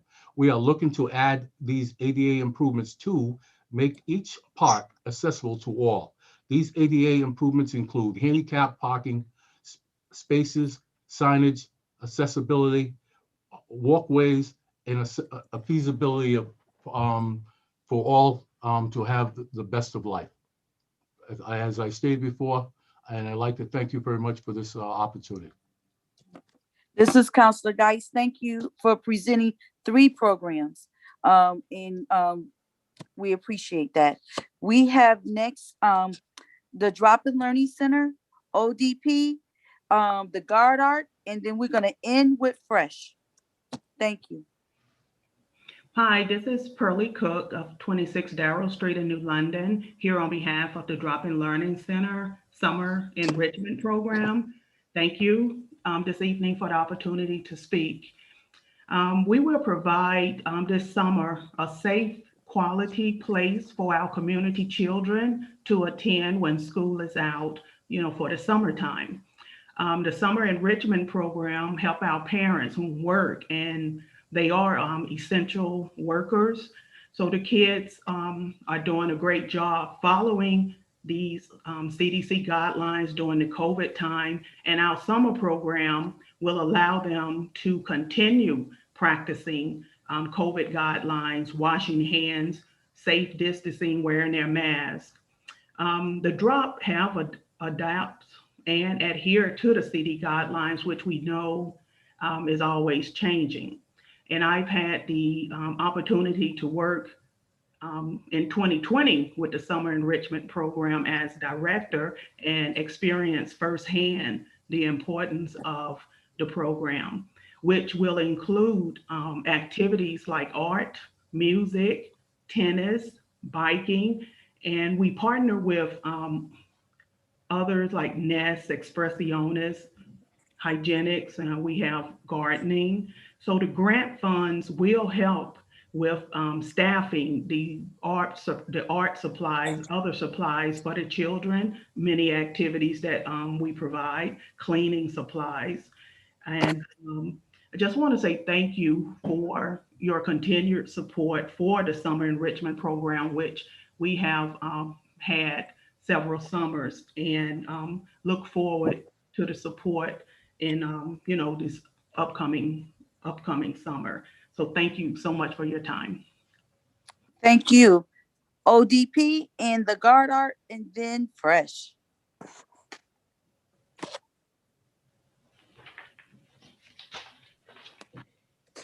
Hi, thank you for having me. My name is Sybil Tete. I am the city planner for the City of New London.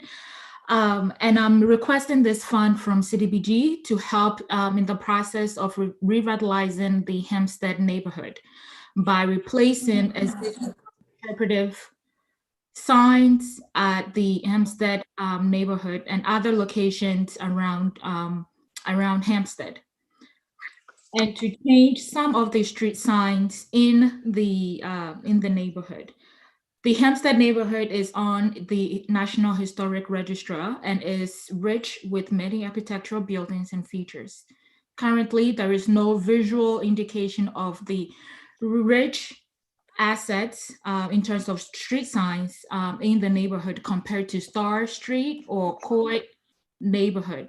The intent of the decorative street signs and changing out the interpretive sign is to continue to educate the populace about the historic nature of the neighborhood and to give a visual representation of where people are in terms of the rich assets that Hempstead do give to the City of New London and its closeness to downtown New London. This is one step in the process of revitalizing our neighborhood one at a time.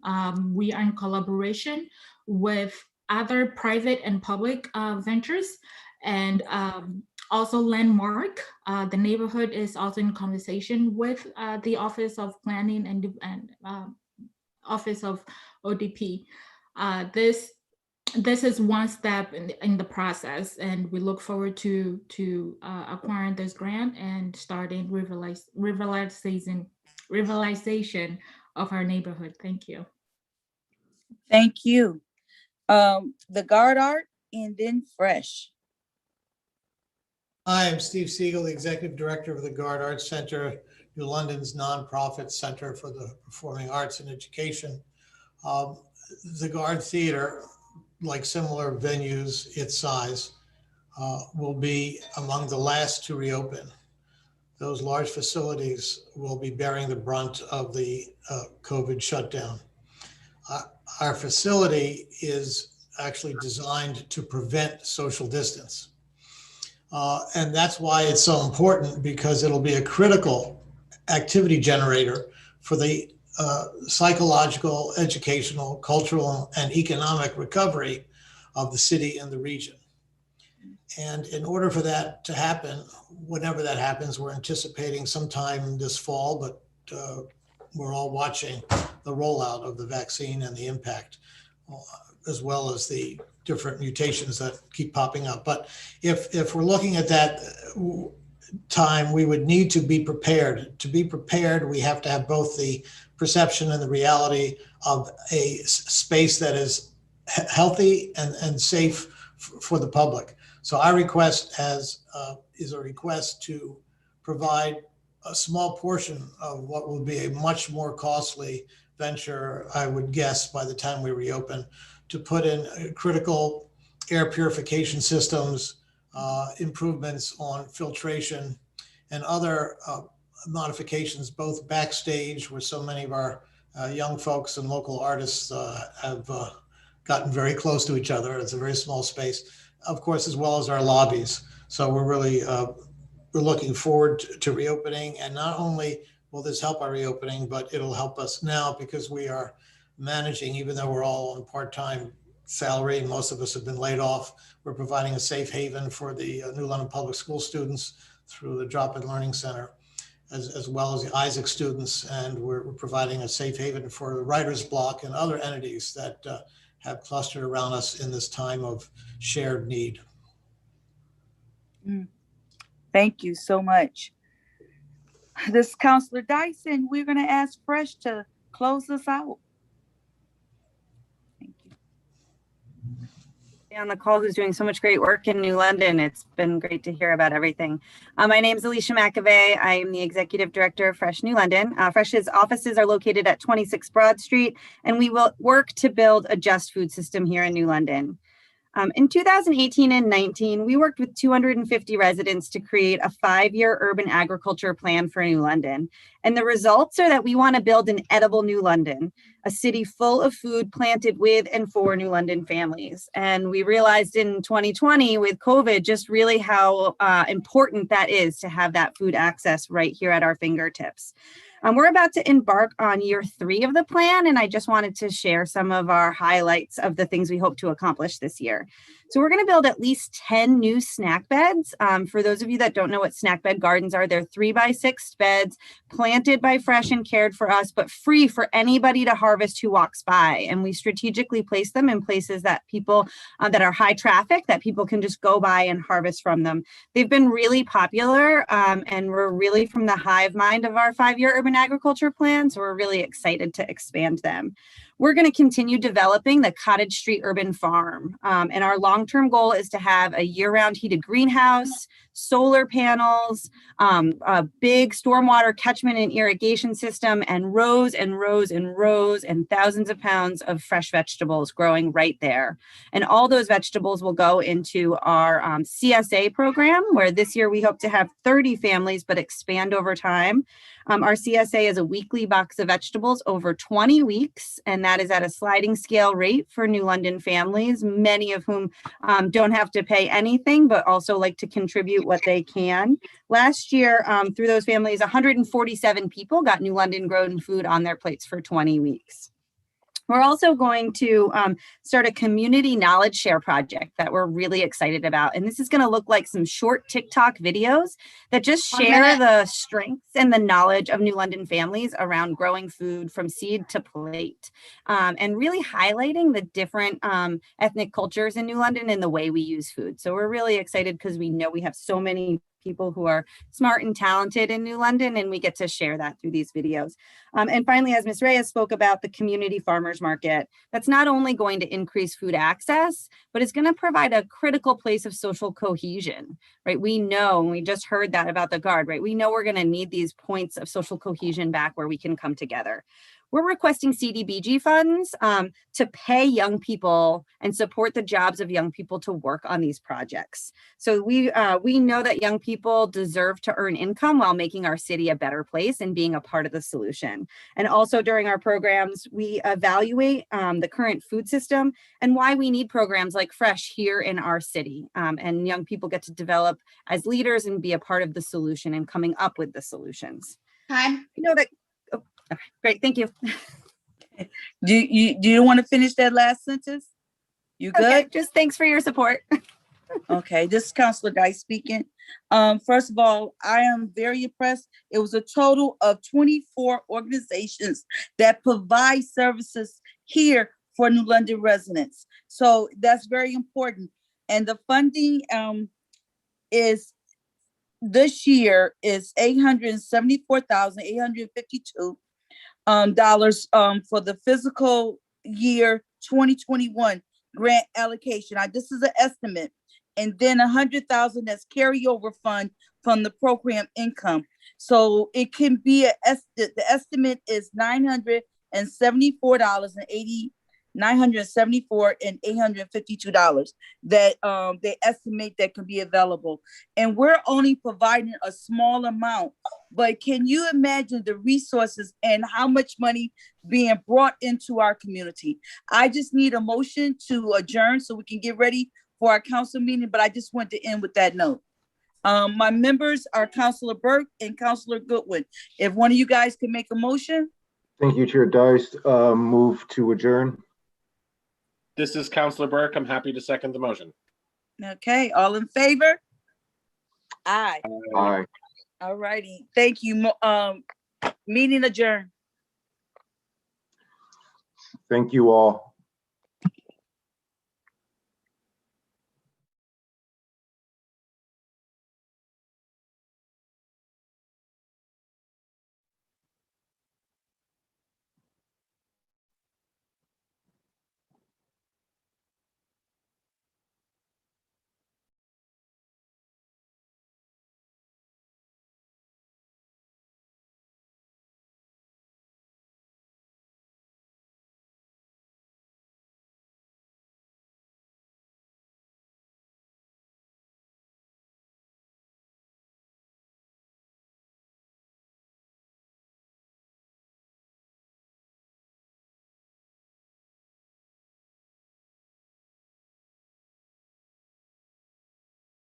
Last minute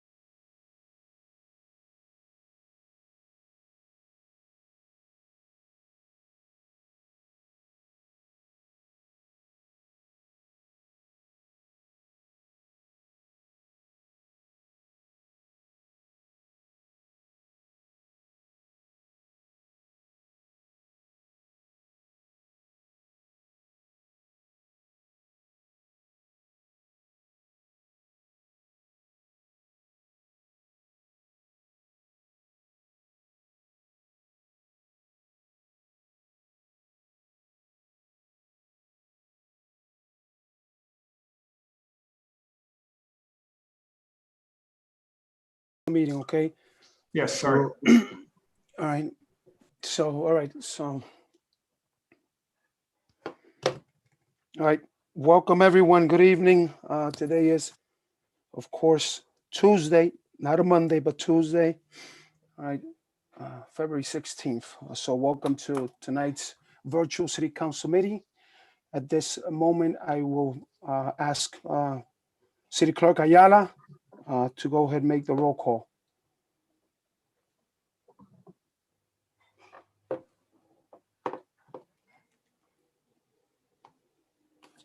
Well, I'm here. Yeah, me too. So, you know what? I do not see him here unless he's trying to get in. Oh, yeah.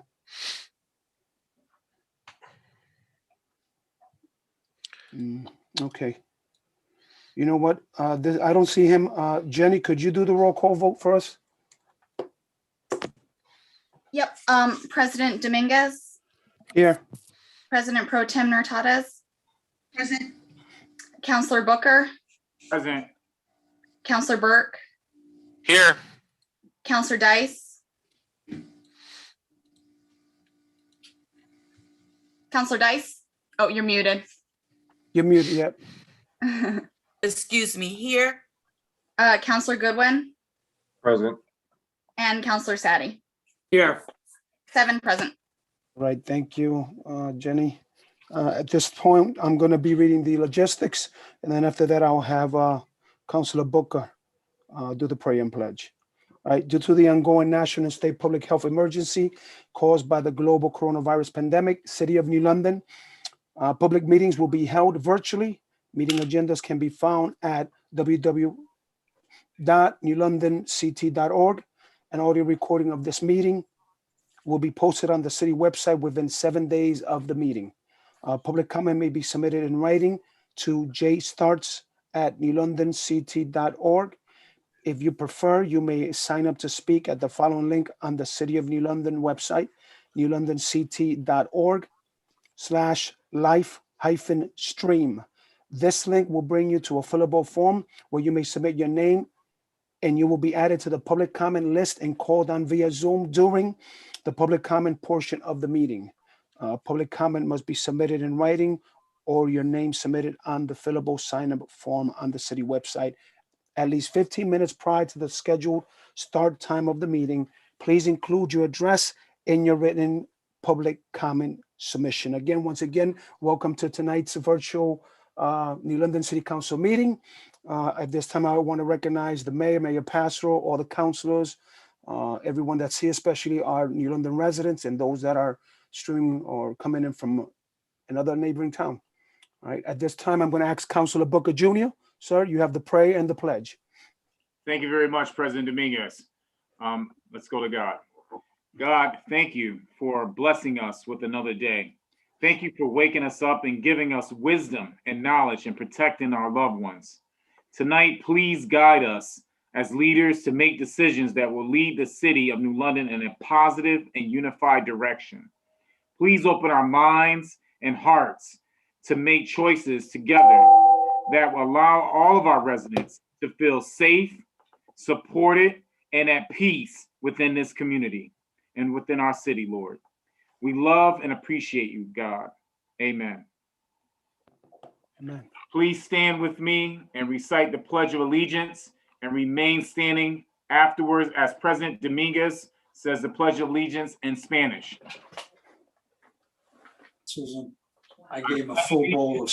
To the flag of the United States of America and to the republic for which it stands, one nation, under God, indivisible, with liberty and justice for all. Now, President Dominguez will recite the Pledge of Allegiance in Spanish. Thank you, Councilor Booker Jr. This is President Dominguez. Prometo lealtad a la bandera de los Estados Unidos de América, a la república que representa una nación ante Dios, indivisible, con libertad y justicia para todos.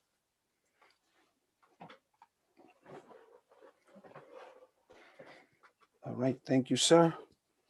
Right. Okay, at this time, I'm going to ask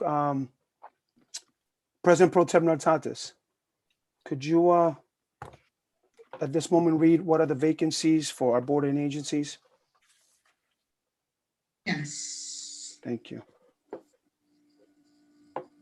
So for those that are watching, what we do is we announce the vacancies on all the committees for the city that are currently vacant. So we'll start with the beautification committee. We have 3 vacancies on this committee. The Citizen Advisory Committee, which is also part of the grant process, has 2 regular member vacancies at this time and 1 alternate member. I know that last time Councilor Dice had said this is a great way to get involved in the community, is to serve on that particular committee to really get a whole picture of the needs of the city. Economic Development Commission has 3 regular member vacancies. Foreign Trade has 2 vacancies. The Historic District Commission has 1 regular member vacancy. The Inland Wetland Conservation Commission has 1 alternate vacancy. Pedestrian Advisory Committee, 3 vacancies. Planning and Zoning has 1 alternate member vacancy. Port Authority, 1 vacancy. Senior Affairs Commission, 3 vacancies. The Sustainability Team has 2 vacancies, and Zoning Board of Appeals, 1 regular member vacancy. If you're interested in applying for any of these boards of agents or agencies, please just fill out an application form. You can turn that into the city clerk's office. It'll be time and date stamped, and then it will be forwarded to the rest of the councils. Thank you, President Dominguez. Thank you. This is President Mengen. Thank you, President Pro Tem Nartatis. Okay. At this time, I will be going to 3.0. There's no public hearings. 4.0 minutes of previous meetings. I will need a motion for that. Make a motion to approve the regular meeting of February 1st, 2021 minutes. This is Councilor Sadi.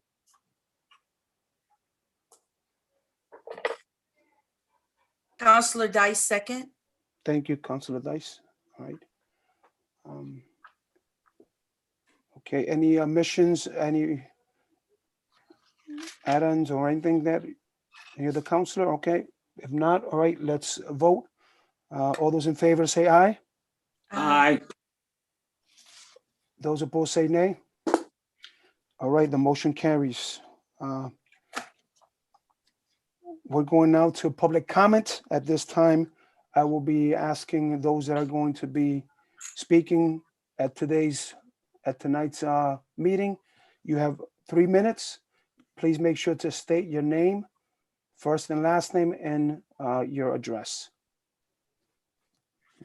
So our first person to speak this evening is Justice.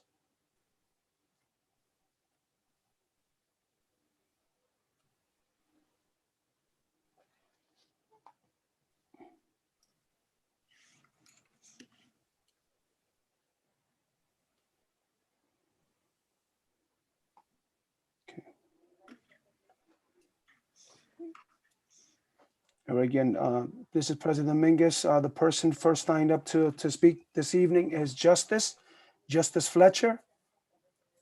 Not sure if she's, I don't see her name, but not sure if she's on one of those, one of the phones with no names. So if not, you know what, we'll move on to the next speaker.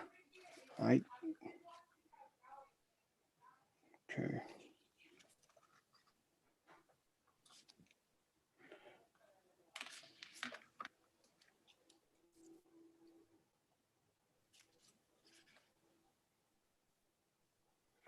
All right, the next speaker is Andrew Lopez. Okay, Andrew Lopez, and I'll be reading his comment. Dear City Council members, I'm writing to state that I believe the police budget in New London is larger than it needs to be. I understand that it dramatically outweighs city spending on human services, libraries, recreation, and public works combined. Therefore, I support repealing the ordinance that requires New London to maintain a minimum police force of some 80 officers. So many members of our community are struggling, and so many sections of the city are treated like a dump. We should aim to meet the need of town residents before spending on police. As a committed pedestrian and bicyclist in town who also uses public transportation, I have often felt threatened by the alarmingly high speed at which New London police drive through town. They're clearly over-empowered and seemingly unaccountable. When I called to report a stolen bike 2 years ago, the dispatcher on the phone laughed at me. There's nothing funny about disrespecting the community you serve. I think it's time to reduce the number of police officers we employ, in New London, and reallocate those fundings for human services and public works. For me, defunding the police is not just about how much money we give to the police. It's about the allocation of New London's entire 95 million annual budget and our ability to meet the needs of the people who live here. Thank you for your time and consideration. Andrew Lopez, 286 Montauk Avenue. Okay. And now our last speaker is Charmaine Greger. Hello, Charmaine Greger, 30 Broad Street. I just want to say thank you to all the council folk for all of the work that you do, including the mayor and his staff. I just wanted to come on here and speak on several things. One, to the creative work done by all the nonprofits and the Block Grant, which we just all came out of. Hearing that kind of support for me is the epitome of why I listen in on these things. And I will go right to the ordinance that we're talking about and the police budget and the people's budget. But how we support all these other nonprofits is how we should support our community as a whole. So by reallocating funds, regardless of where they come from or where they're going to, I think that you guys are in a position to better our communities. All of you guys work individually to support and sustain your own local organizations. And all we're asking as a community is that you take that same ideals that you have for your community and think about the people that don't have that platform, the people that do not and cannot stand up here at a city council meeting and speak for whatever reason. So that's basically all I want to say. I want to say we are working really, really hard to do a lot of different things in our city. And we have a lot of people that are here saying there are new voices, and we want those voices to be heard in the way that represents us. So again, I just want to put out the call for the people's budget and the work that is being done in Congression with the police commission and the work to redirect the language of the ordinance so that it actually supports the city, and not just repealing the 80 officers, but just in the essence that there are definite parts of those things that can be reworded so that it coincides with some of the work that we are already doing. And I know there's a ton of people on here wondering when that actual ordinance is going to be back here on the board and when we're going to actually hear more information from you guys. So that's why I'm here, is like, I just want to make sure that we have enough open communication about exactly what you guys are doing on your end, so that we know how to move forward as well, so that when we show up to speak, that we are speaking with current facts and information, and that we are giving valid viewpoints from not only our perspective, but also the people that we support that cannot be here. Thank you. Thank you. This is President Dominguez. Thank you very much. All right, that was the last speaker. Okay, at this time, we're going to move into petitions. There are no petitions. And now we move into response to public comment. Any councilor that wishes to respond to public comment? Thank you. President Pro Tem Natsatsas, go ahead. President Dominguez, so this is in response to Sharm's comments. You know, you're right. I mean, I think it's fair that you know, what you don't know is all the work that's going on. We talk about this, all the work that's going on behind the scenes. We are meeting and we are discussing a lot of issues that we're going to be taking some action on in the next couple of months. You know, we typically don't talk about what our decision is going to be made prior to making the decision. So what I can tell you is that we are actively working on on a list of things, including the budget, including collaboration with Board of Ed, including the ordinance. There's a whole list of things that this council is looking at, and it's not on the back burner. We are putting it on the agenda in the next couple of months, and it will be addressed. So just want to give you an update that that it's active, and so continue to reach out. And if you have specifics, I know that you and others have reached out asking to meet with the counselors. I think we're pretty vocal on what our positions are with this, but you're welcome to reach out and ask specifics. And there's one thing about this council is that we do act in unity. So we like to put out information in there. We're all involved, and majority of us are on the same page. Thank you, President Dominguez. Thank you, President Pro Tem Natatis. This is President Dominguez. Any other councilor that wishes to address today's comments? Okay, let me go to Councilor Dice and then Councilor Burke. Go ahead, Councilor Dice. This is Councilor Dice. First of all, I like to say thank you for Charmaine for your coming to speak. And that's very important, because I noticed when you was giving your presentation, when you were speaking, you were saying sometimes people are not able to come. And so I like the fact that you came on their behalf and also yourself. And unfortunately, I did not write the gentleman's name down who shared what his concerns are. And one of the things we need to make sure that our community understand that if it's something that is not right, you can file a complaint.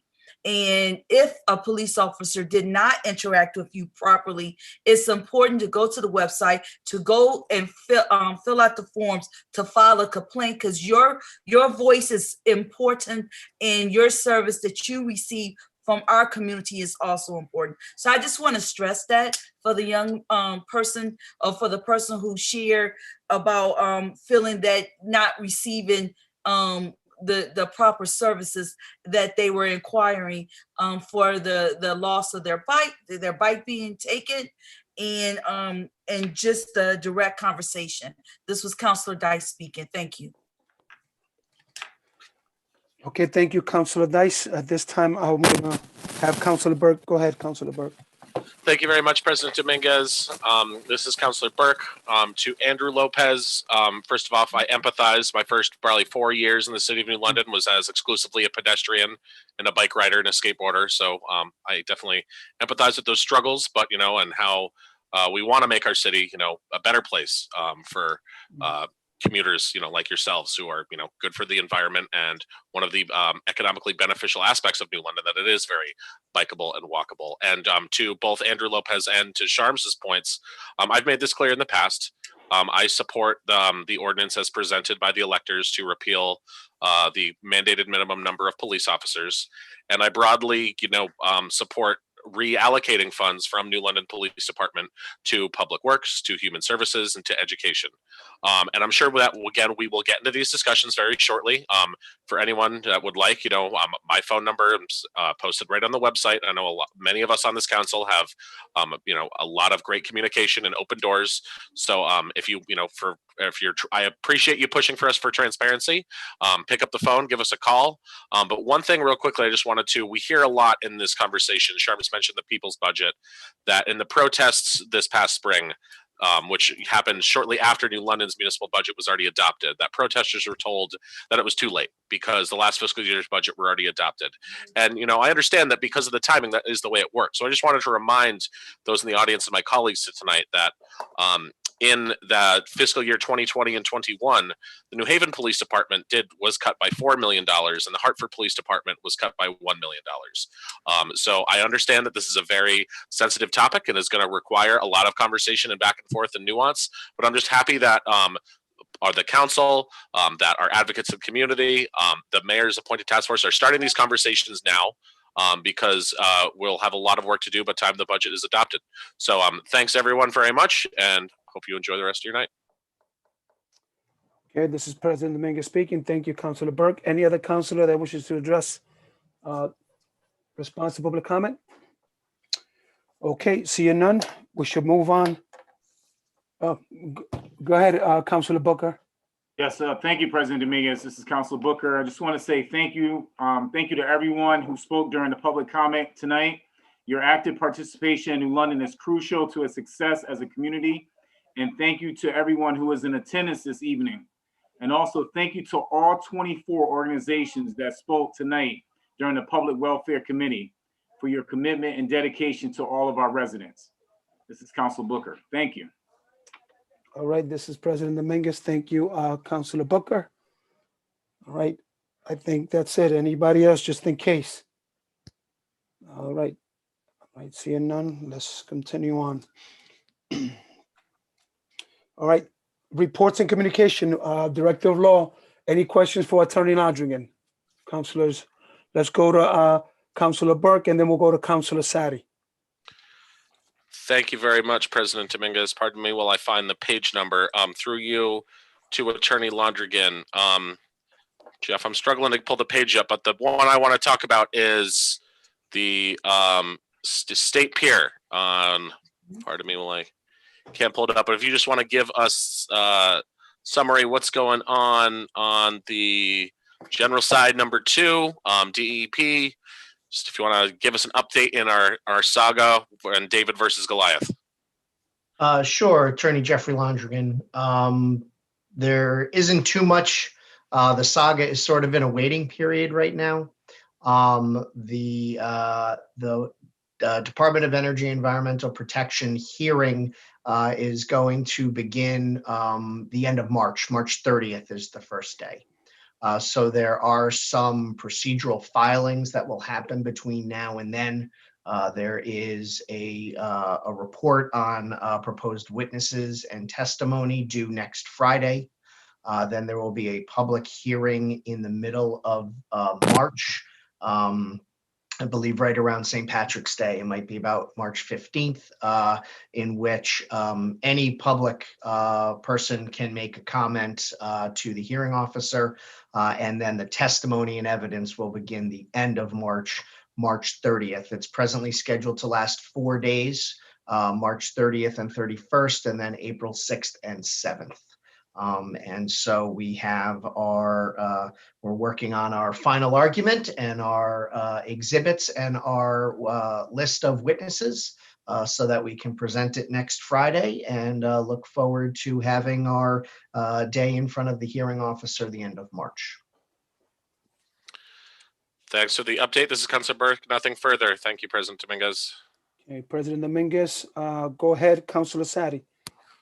Thank you. This is Councilor Sadi, through you, Council President Dominguez, to Attorney Landrigan. General side number 3, community center, emails and phone calls with RCDA regarding approval process and procedures. Do you foresee any problems with us having any transfer of that land back to the city? This is Attorney Landrigan. No, I do not, because last week the RCDA met and made a finding of consistency with the community center being located on parcel 3B and 3C as being consistent with the MDP. So there should be no issues. The only discussion is going to be some title issues, but other than that, there's going to be no issue with the community center being located there, or if title should come to the city, having that effectuated. Thank you. And then number 5, NLHT outdoor seating. I believe that's the old, well, what I know it is the Carlos's restaurant, I guess maybe Dev's on Bank. We had conveyed some sidewalk to, I believe it was Harbor Towers, for outdoor seating in a former restaurant. It looks as though there's something else going on there now. Yeah, Attorney Jeffrey Landrigan. What transpired was the City of New London transferred ownership of that sidewalk area, that strip of land along the parking area that was created when the road was reconfigured to New London Harbor Towers for the benefit of the old Carlos space. Bean and Leaf was also in there for several years. That commercial space that has a little outdoor seating on the side. The prior developer of New London Harbor Towers did not follow the deed restriction and have that strip of land merged in with the rest of the building. And subsequently, for whatever reason, conveyed that strip of land away to a third party. And that third party has been, several months ago, was putting signs on the property. And we had the signs removed. And we essentially gave a letter to that current owner and to New London Harbor Towers, telling them that nothing is to happen to that property as far as a permitted use is concerned. And there was an impermissible transaction to the current owner. And so it's going to be an issue between New London Harbor Towers and the current owner.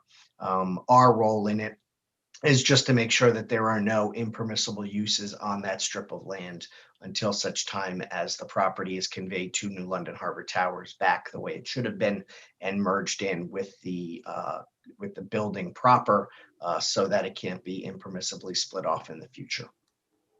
Thank you very much. And last, under the litigation side, number 3, Suntop versus City. Could you please update us on what's going on there? Sure, Attorney Jeffrey Londrigan. This is for property that's on the corner of Garfield and Jefferson Avenue, owned by Mr. Suntop. He has brought an action against the city, claiming that stormwater runoff is causing damage to his property. He provided us with an engineering report a few weeks ago, which was reviewed and analyzed by myself and by the insurance attorney who was taking the lead in our defense. And we anticipate filing some pretrial motions to have some or all of the allegations challenged.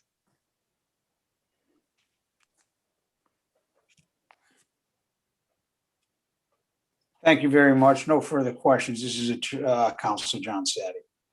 Okay, this is President Dominguez. Any other councilor that wishes to ask any questions to Attorney Londrigan? Okay, seeing none. No. All right, we'll move on to President council committee reports. Oh. Okay. Oh, And that's all right. come on, Booker. Booker, you gotta be on the go. All right, so go ahead. Come on. Right. You messed my ear, man.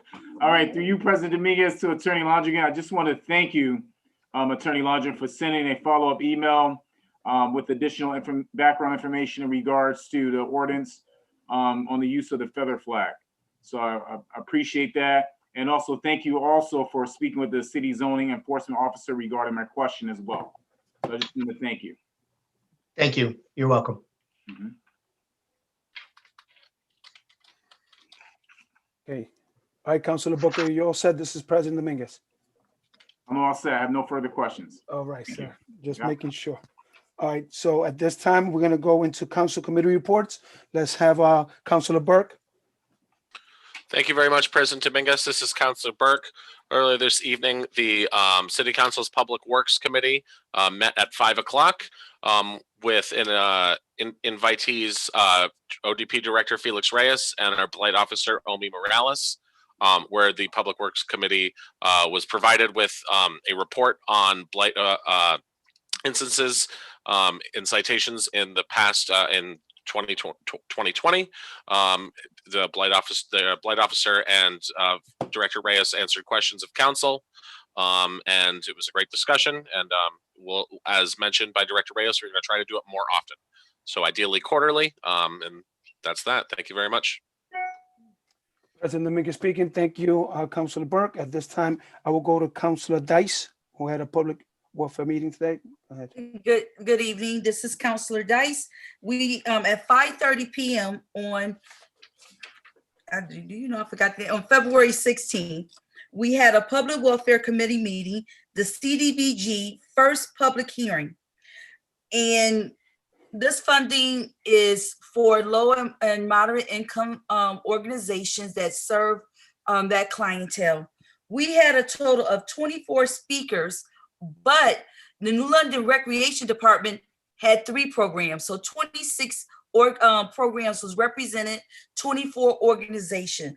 And I'd like to say thank you for the Citizen Advisory Committee who worked diligently on this. They worked very hard in making sure that their recommendation. But I just like to say one important thing. First of all, I'd like to thank all the counselors who took a moment to be a part of it. I'd like to thank the committee members, which is Counselor Burke and Counselor Goodwin. Tonight was very insightful. Our community does so much with so little, and people need to understand this small amount that we're investing into these organizations is having an impact in our community. So this is the first meeting. We will have another a meeting where they will have an opportunity after they see what it could be allocated to them, where they can advocate for more, or just come and say, hey, thank you, and don't change it. And Tom Barbara, he was there, and I don't think I acknowledged him. And I just want to say thank you for all the organization that was represented tonight, because I was very impressed with the years that some of these directors have been involved. This was Councilor Dice speaking, and thank you. Thank you. This is thank you, Councilor Dice. This is President Mingus. And with what you just said right now, I'm going to give just a personal privilege to Tom Bombria just to talk briefly.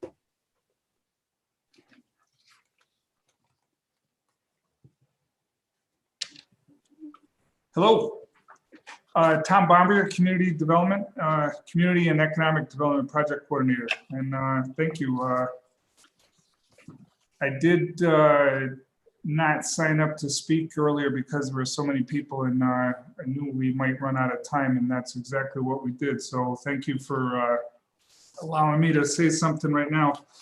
I just want to thank also Councilor Dice and the CAC committee for all their work, and report that as we all know, there's an awful lot of great community-based organizations that are nonprofits in our community doing amazing things, and they were well represented tonight in requesting support. And I know it's going to be really, once again, a tough decision on making allocations, but fortunately there was a little bit extra for the nonprofits if you consider what the ODP, Office of Development and Planning, requests are for all the staffing and programming we do.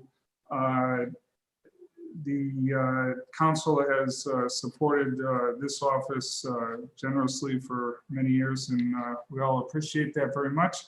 And fortunately, we had a little bit less requests from our office this year, so there was a little bit more in the nonprofit and public service and facility improvement categories for funding. So every program that applied for funding, at least from the Citizen Advisory Committee recommendations, received some funding, and some fully funded their requests. And so hopefully the council will, recognize that, but of course they will determine, your own priorities, and I'm sure everybody will get to support that it's possible with the limited funding.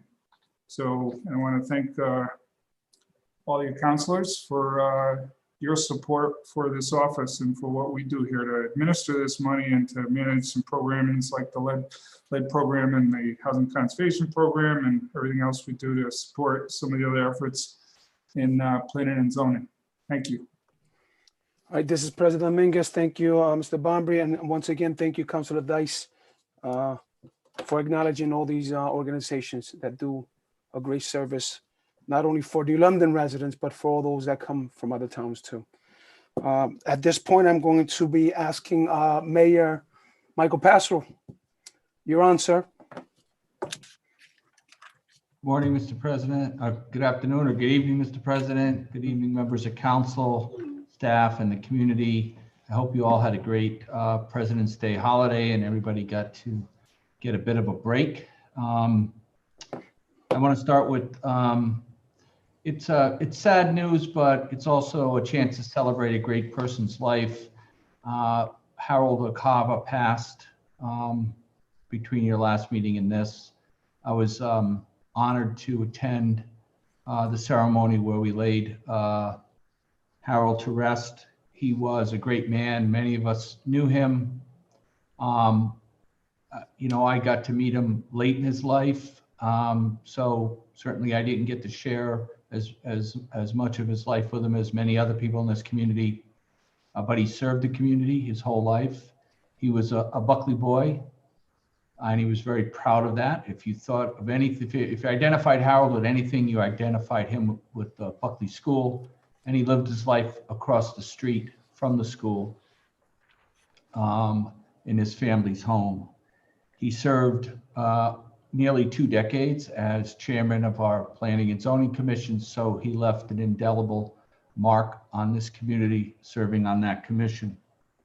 And he also established the Buckley Scholarship Fund, which has grown and is now, it's grown to millions of dollars, and it's now in care of the Community Foundation, and it will be a legacy to him and all of his Buckley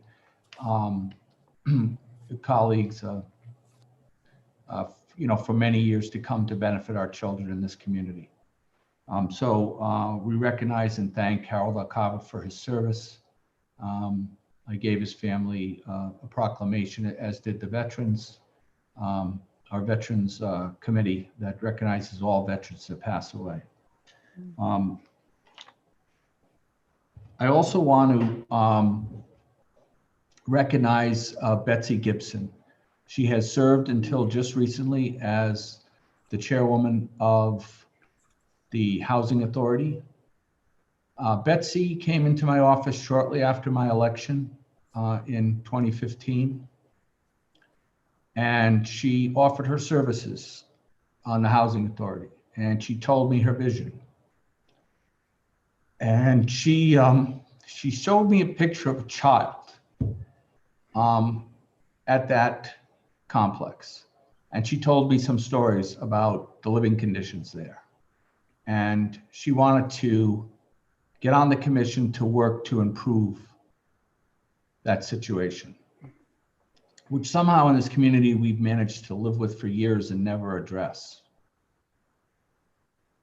She was, I would say, more than effective, and she really carried the water and did the work to bring us to the point where we were able to get every single one of those families a housing voucher, a portable housing voucher, to be relocated to decent, safe, sanitary housing. The residents essentially were able to choose their own housing unit that they would be moved to in any community in the country or any territory in the United States that they chose. Mm-hmm. So thanks to Betsy, we did that job right. We did the right thing for the families there. And that chapter in our history is closed. I think honorably, very honorably closed. So I want to thank Betsy for her service. And she's really an unsung hero in all of this and in some of the things that have been accomplished over the last 5 years. I'll stick with the issue of home ownership. We had a press conference in City Hall last week, and Yale New Haven and L&M Hospitals announced a new program for employees of L&M for home ownership opportunities in New London. L&M will provide a forgivable grant towards a down payment on an employee's purchase of a home in New London. It's up to $10,000, which is very generous. And for those of you who have struggled to put together the down payment on a home, that is a significant help and may even get you out of paying private mortgage insurance for the life of that mortgage, which is significant. So I thank L&M for the continued partnership. This is a great program and another step in encouraging home ownership in the city of New London and providing home ownership opportunities for our residents. We also recently held a home ownership forum seminar organized with the Hempstead Historic Neighborhood Association. And we had presentations by Peter Battles, the executive director at ECHO, our ODP office, Keith Turner from representing, explaining mortgage opportunities. And we intend to continue initiatives like that, educating our residents on opportunities and the process in achieving the dream of home ownership. Giving more families the opportunity to build economic stability and generational wealth. It's principally done through real estate ownership, and it provides an investment in stability for our neighborhoods. So we're putting a great emphasis on that. We also are pursuing the latest opportunity that the state is providing to municipalities, which is the development of cultural districts.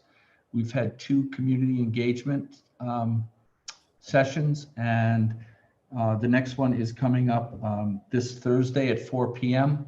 It's a virtual meeting, as all of our meetings are these days. You'll find the information on our website. Sybil Teta is leading that engagement program through our Sustainable CT program, and she's working closely with Wendy Berry of the Cultural Coalition. The cultural district system will provide us with opportunities for future grant funding through the state. That's the goal. There isn't actually any funding earmarked now. The process is just to have communities set up these cultural districts.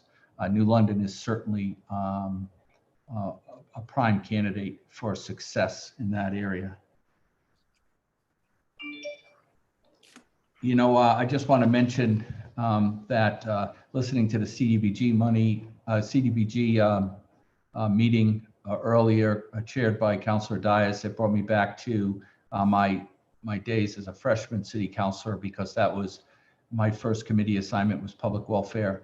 And it's great to reconnect with all the people in that meeting that are delivering such great services in our city. I know the CAC, the committee that distributes that money, it's difficult, it's challenging, and all of those needs are deserving. And we have to, between now and the budget season, fairly divvy up that money. But just listening to all the great work that's being done in the community is really great. The partnership between Jeannie Milstein, our Human Services Director, and the Liberty Bank Foundation, Sue Murphy, continues with the periodic, I think it's monthly or bi-monthly meetings of the Human Services Network, which is all of these nonprofits that meet regularly in order to collaborate and share notes.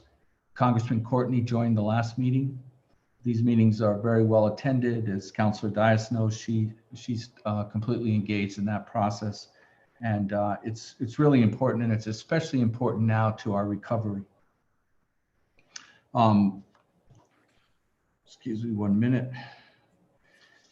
The Office of Community Development, under Director Reyes's leadership and his whole team there, especially Tom Bombry and Judy Cox, have just completed distributing the what we call Surge 2.0. This is part of the CARES Act money that the council appropriated for our businesses.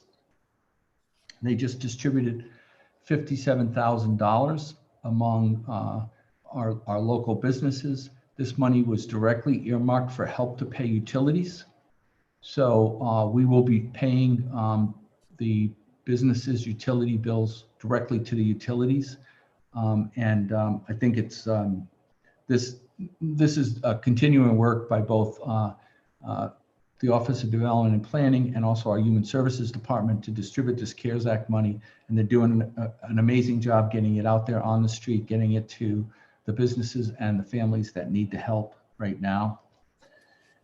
One of the other things that we've been devoting a lot of time to lately is trying to get, I'm sure you've read about the latest inequities that have been uncovered by this pandemic, and that is the disproportionate number of affluent and white citizens that are getting vaccinated as compared to our Black and brown residents. So we're working very hard on that in New London. We don't want those statistics to turn up in our city as well. It's of course much more difficult to get the word out when we have a disproportionate number of families and older residents who don't have the technology that's principally being relied on to get appointments for the vaccinations. So what we're encouraging people to do, and we need help to get the word out, is anybody that's eligible for a vaccination, if they do not know how to get an appointment, we will help them get an appointment. So they don't have to call some number and stay on the phone for hours and hours. They don't have to try to figure out how to get internet access if they don't have it. They just have to call the city's helpline, which is 860-437-9394. We will contact them and we will help them set up an appointment. There is currently an opportunity at the end of this week through Ledgelight Health District. We are hoping to get New London residents. It's an opportunity to get vaccinated in the city. We're hoping to get New London residents that opportunity before those appointments are all taken up by other people who have easier access to getting the appointments. So let's get the word out about our helpline. There's also a link, which I can't give you in a verbal report, but there's a link to get those vaccinations as well. But we're principally after the people that don't have the access. We're also going to provide rides and transportation to people that don't have transportation. So it's this Saturday coming up. The more people we can find out that are eligible for vaccinations, we will help them get an appointment at this opportunity next Saturday and help them get there. We're in the heat of the legislative committee meetings. Normally, I'd be traveling back and forth to Hartford to do that. It takes an incredible amount of time waiting around to testify. It's actually a bit of a break and a social thing too, meeting everybody. So it's part of the old life that's gone, at least for now. The good thing is it can be done more efficiently because you're just waiting for your chance to go on the Zoom meeting and testify. And so that's what I'm spending my time doing. We got a bunch of, today I testified on Senator Looney's pilot legislation, which is a really important Senate bill, really important for New London. It's really important that the state finally gets underway with some sort of property tax relief and solve this problem with, for the cities that have, you know, such a large amount of tax exempt properties. So the legislature has created the problem in a sense by just providing all of these tax exemptions, and they really have to get to work to try to solve the problem. Unfortunately, the governor's proposed budget really doesn't do anything to address the longstanding historic inequities. But hopefully Senator Looney's bill will get some legs. There's just a lot of support behind it. So we're hoping that'll get up some steam. Friday, I testify on a number of things, some legislation related to the Connecticut Port Authority, which is near and dear to our interests here in the city, Shoreline East, Guard Arts, and various other issues that are important to New London. I have to really thank our delegation is working hard for us on these issues that are important to us. They really are working hard. I especially thank our Representative Nolan for setting up a meeting for me last week with Senator Looney. We had a great conversation. He's, of course, represents New Haven, so he understands the issues that are facing New London really well, and his legislation is very responsive to us.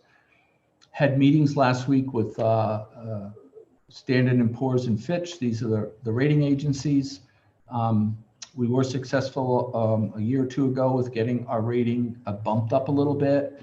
But for the pandemic, I'd be very confident that, that we would be looking at another favorable increase. Unfortunately, the pandemic is just weighing on Wall Street, I think. There's a lot of wariness. I was able to brag a little to these folks. The promises I've been making for 6 years in these meetings with them, I've come through on everything that I promised them. The city is really growing. We have a very strong financial position, and that's despite the pandemic. So this is really important. In order to achieve the goals that everybody would like, especially devoting more resources to our human services, we need to generate more revenue. The sad thing about the governor's budget is we're flat funded. Everybody's celebrating that we're getting the same amount of money that we got last year. But in reality, if you only have the same amount of money as you had the year before, that means you have to cut because there are fixed cost increases. Yep, and so that's not good. What is good, and if anybody questions the development goals of the city, the way we get the money that we need in order to increase the budget, in order to fund new initiatives, is to grow our grant lists, to attract investment to our city, and improve our financial condition from within and in a grassroots manner. The only way a municipality can raise revenue is through property tax. That's the only way that the state allows us to raise revenue. And so when they take away 40% of that opportunity for us, so they say, here, this property tax system is how you're going to support your government and how you're going to take care of your people in your city. And then they take away 40% of it, in our case, $30 million. $30 million. That's well over a third of our budget, or that's just about a third of our budget. So total budget, school and school and city.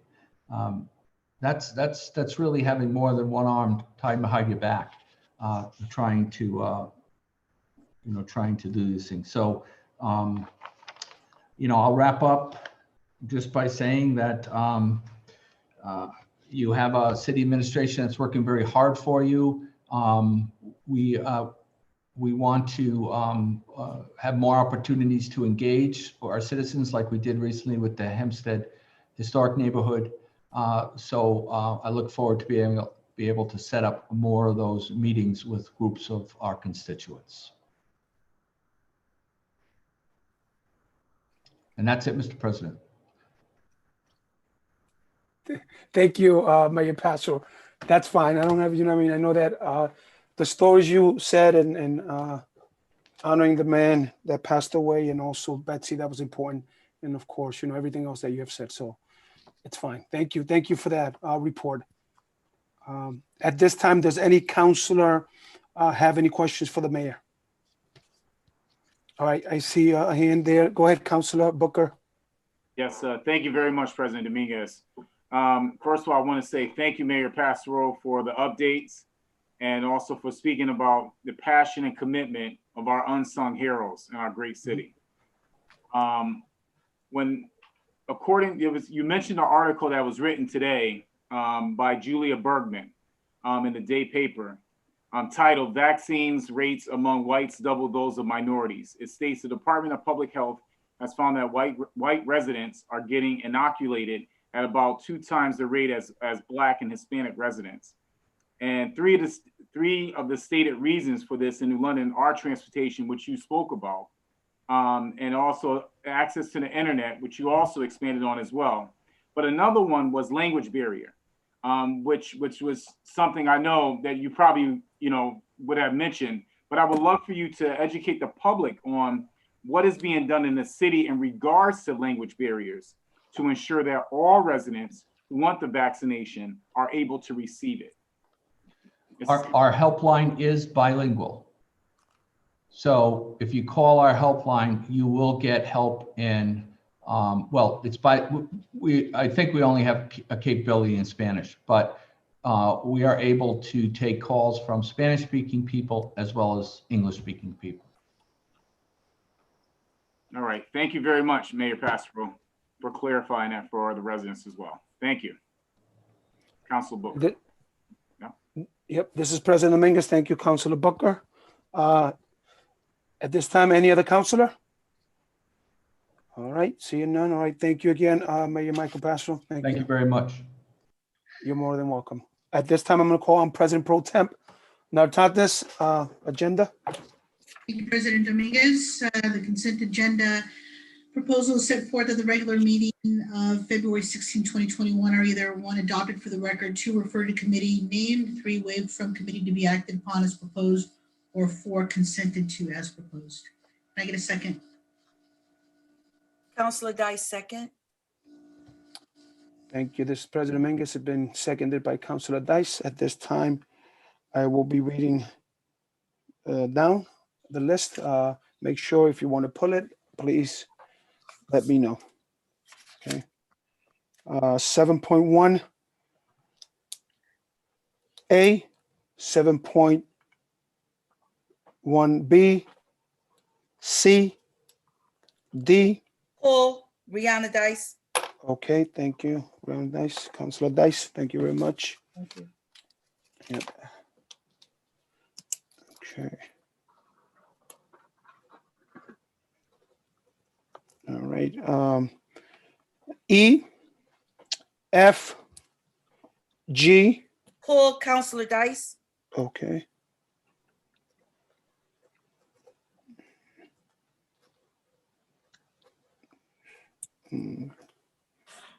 H, I, J, K, L, and M. All right, 8.0, new business, 8.1,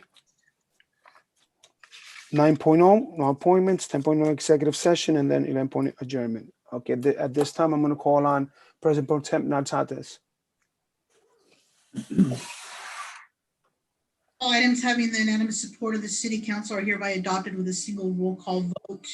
Motions are seconded, the chair calls the roll, and the chair declares the motions to be unanimously voted and adopted. Can I get a second, please? Second. Thank you, Council. Yep, thank you, Councilor Goodwin. For the second, this is President Dominguez. Okay, City Clerk Ayala, we're ready. Roll call, please. President Dominguez. Yes. President Pro Temp Nartates. Yes. Councilor Dice. Yes. Councilor Goodwin. Yes. Councilor Burke. Yes. Councilor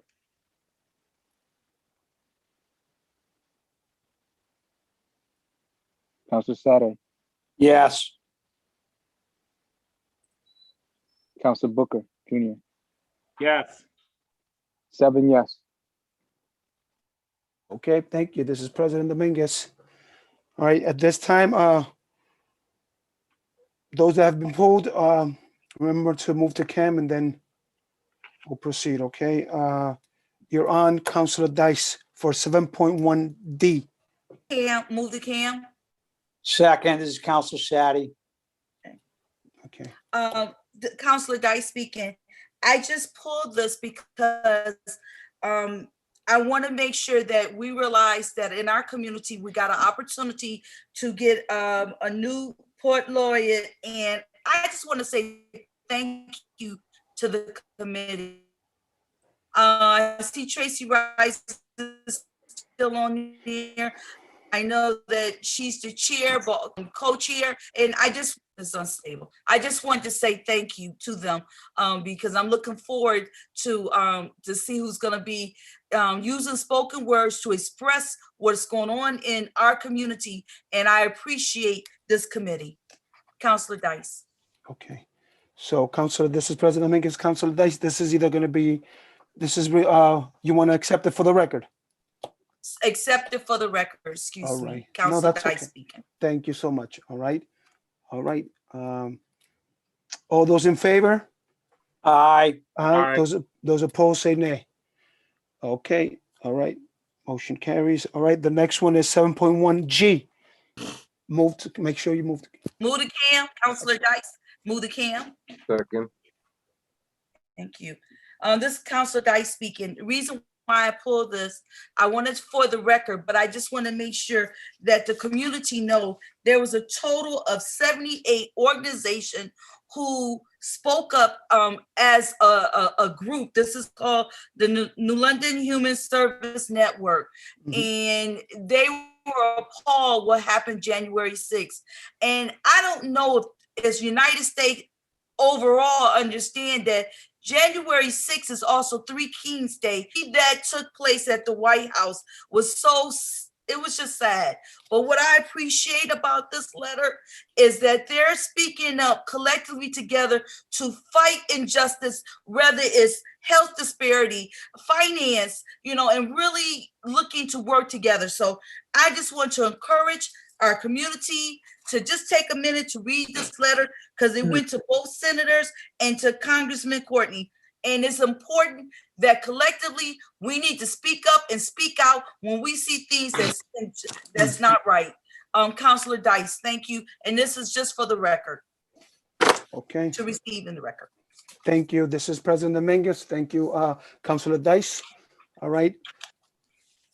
Go ahead. Go ahead, President Pro Tem. Did you want to? Just to Councilor Dice, I appreciate your passion. I want to remind the councilors that during the consent agenda, it's either refer to committee, away from committee, or consented to as proposed. There's really no discussion on any of that at this point. Thank you. This Councilor Dice, thank you for clarifying that. Yep. Yep. This is President Dominguez. All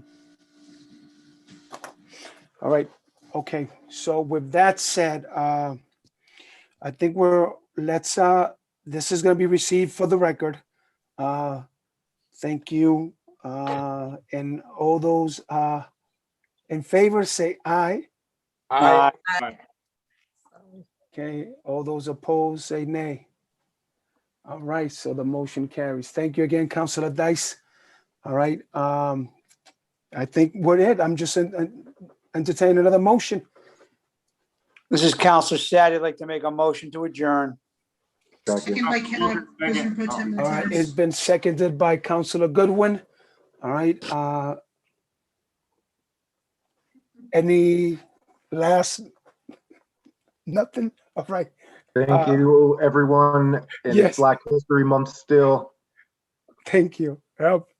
All right. So thank you, everyone. Have a good evening. And we'll see you guys during the week or next time we meet again. All right. Good night, Good night, everyone.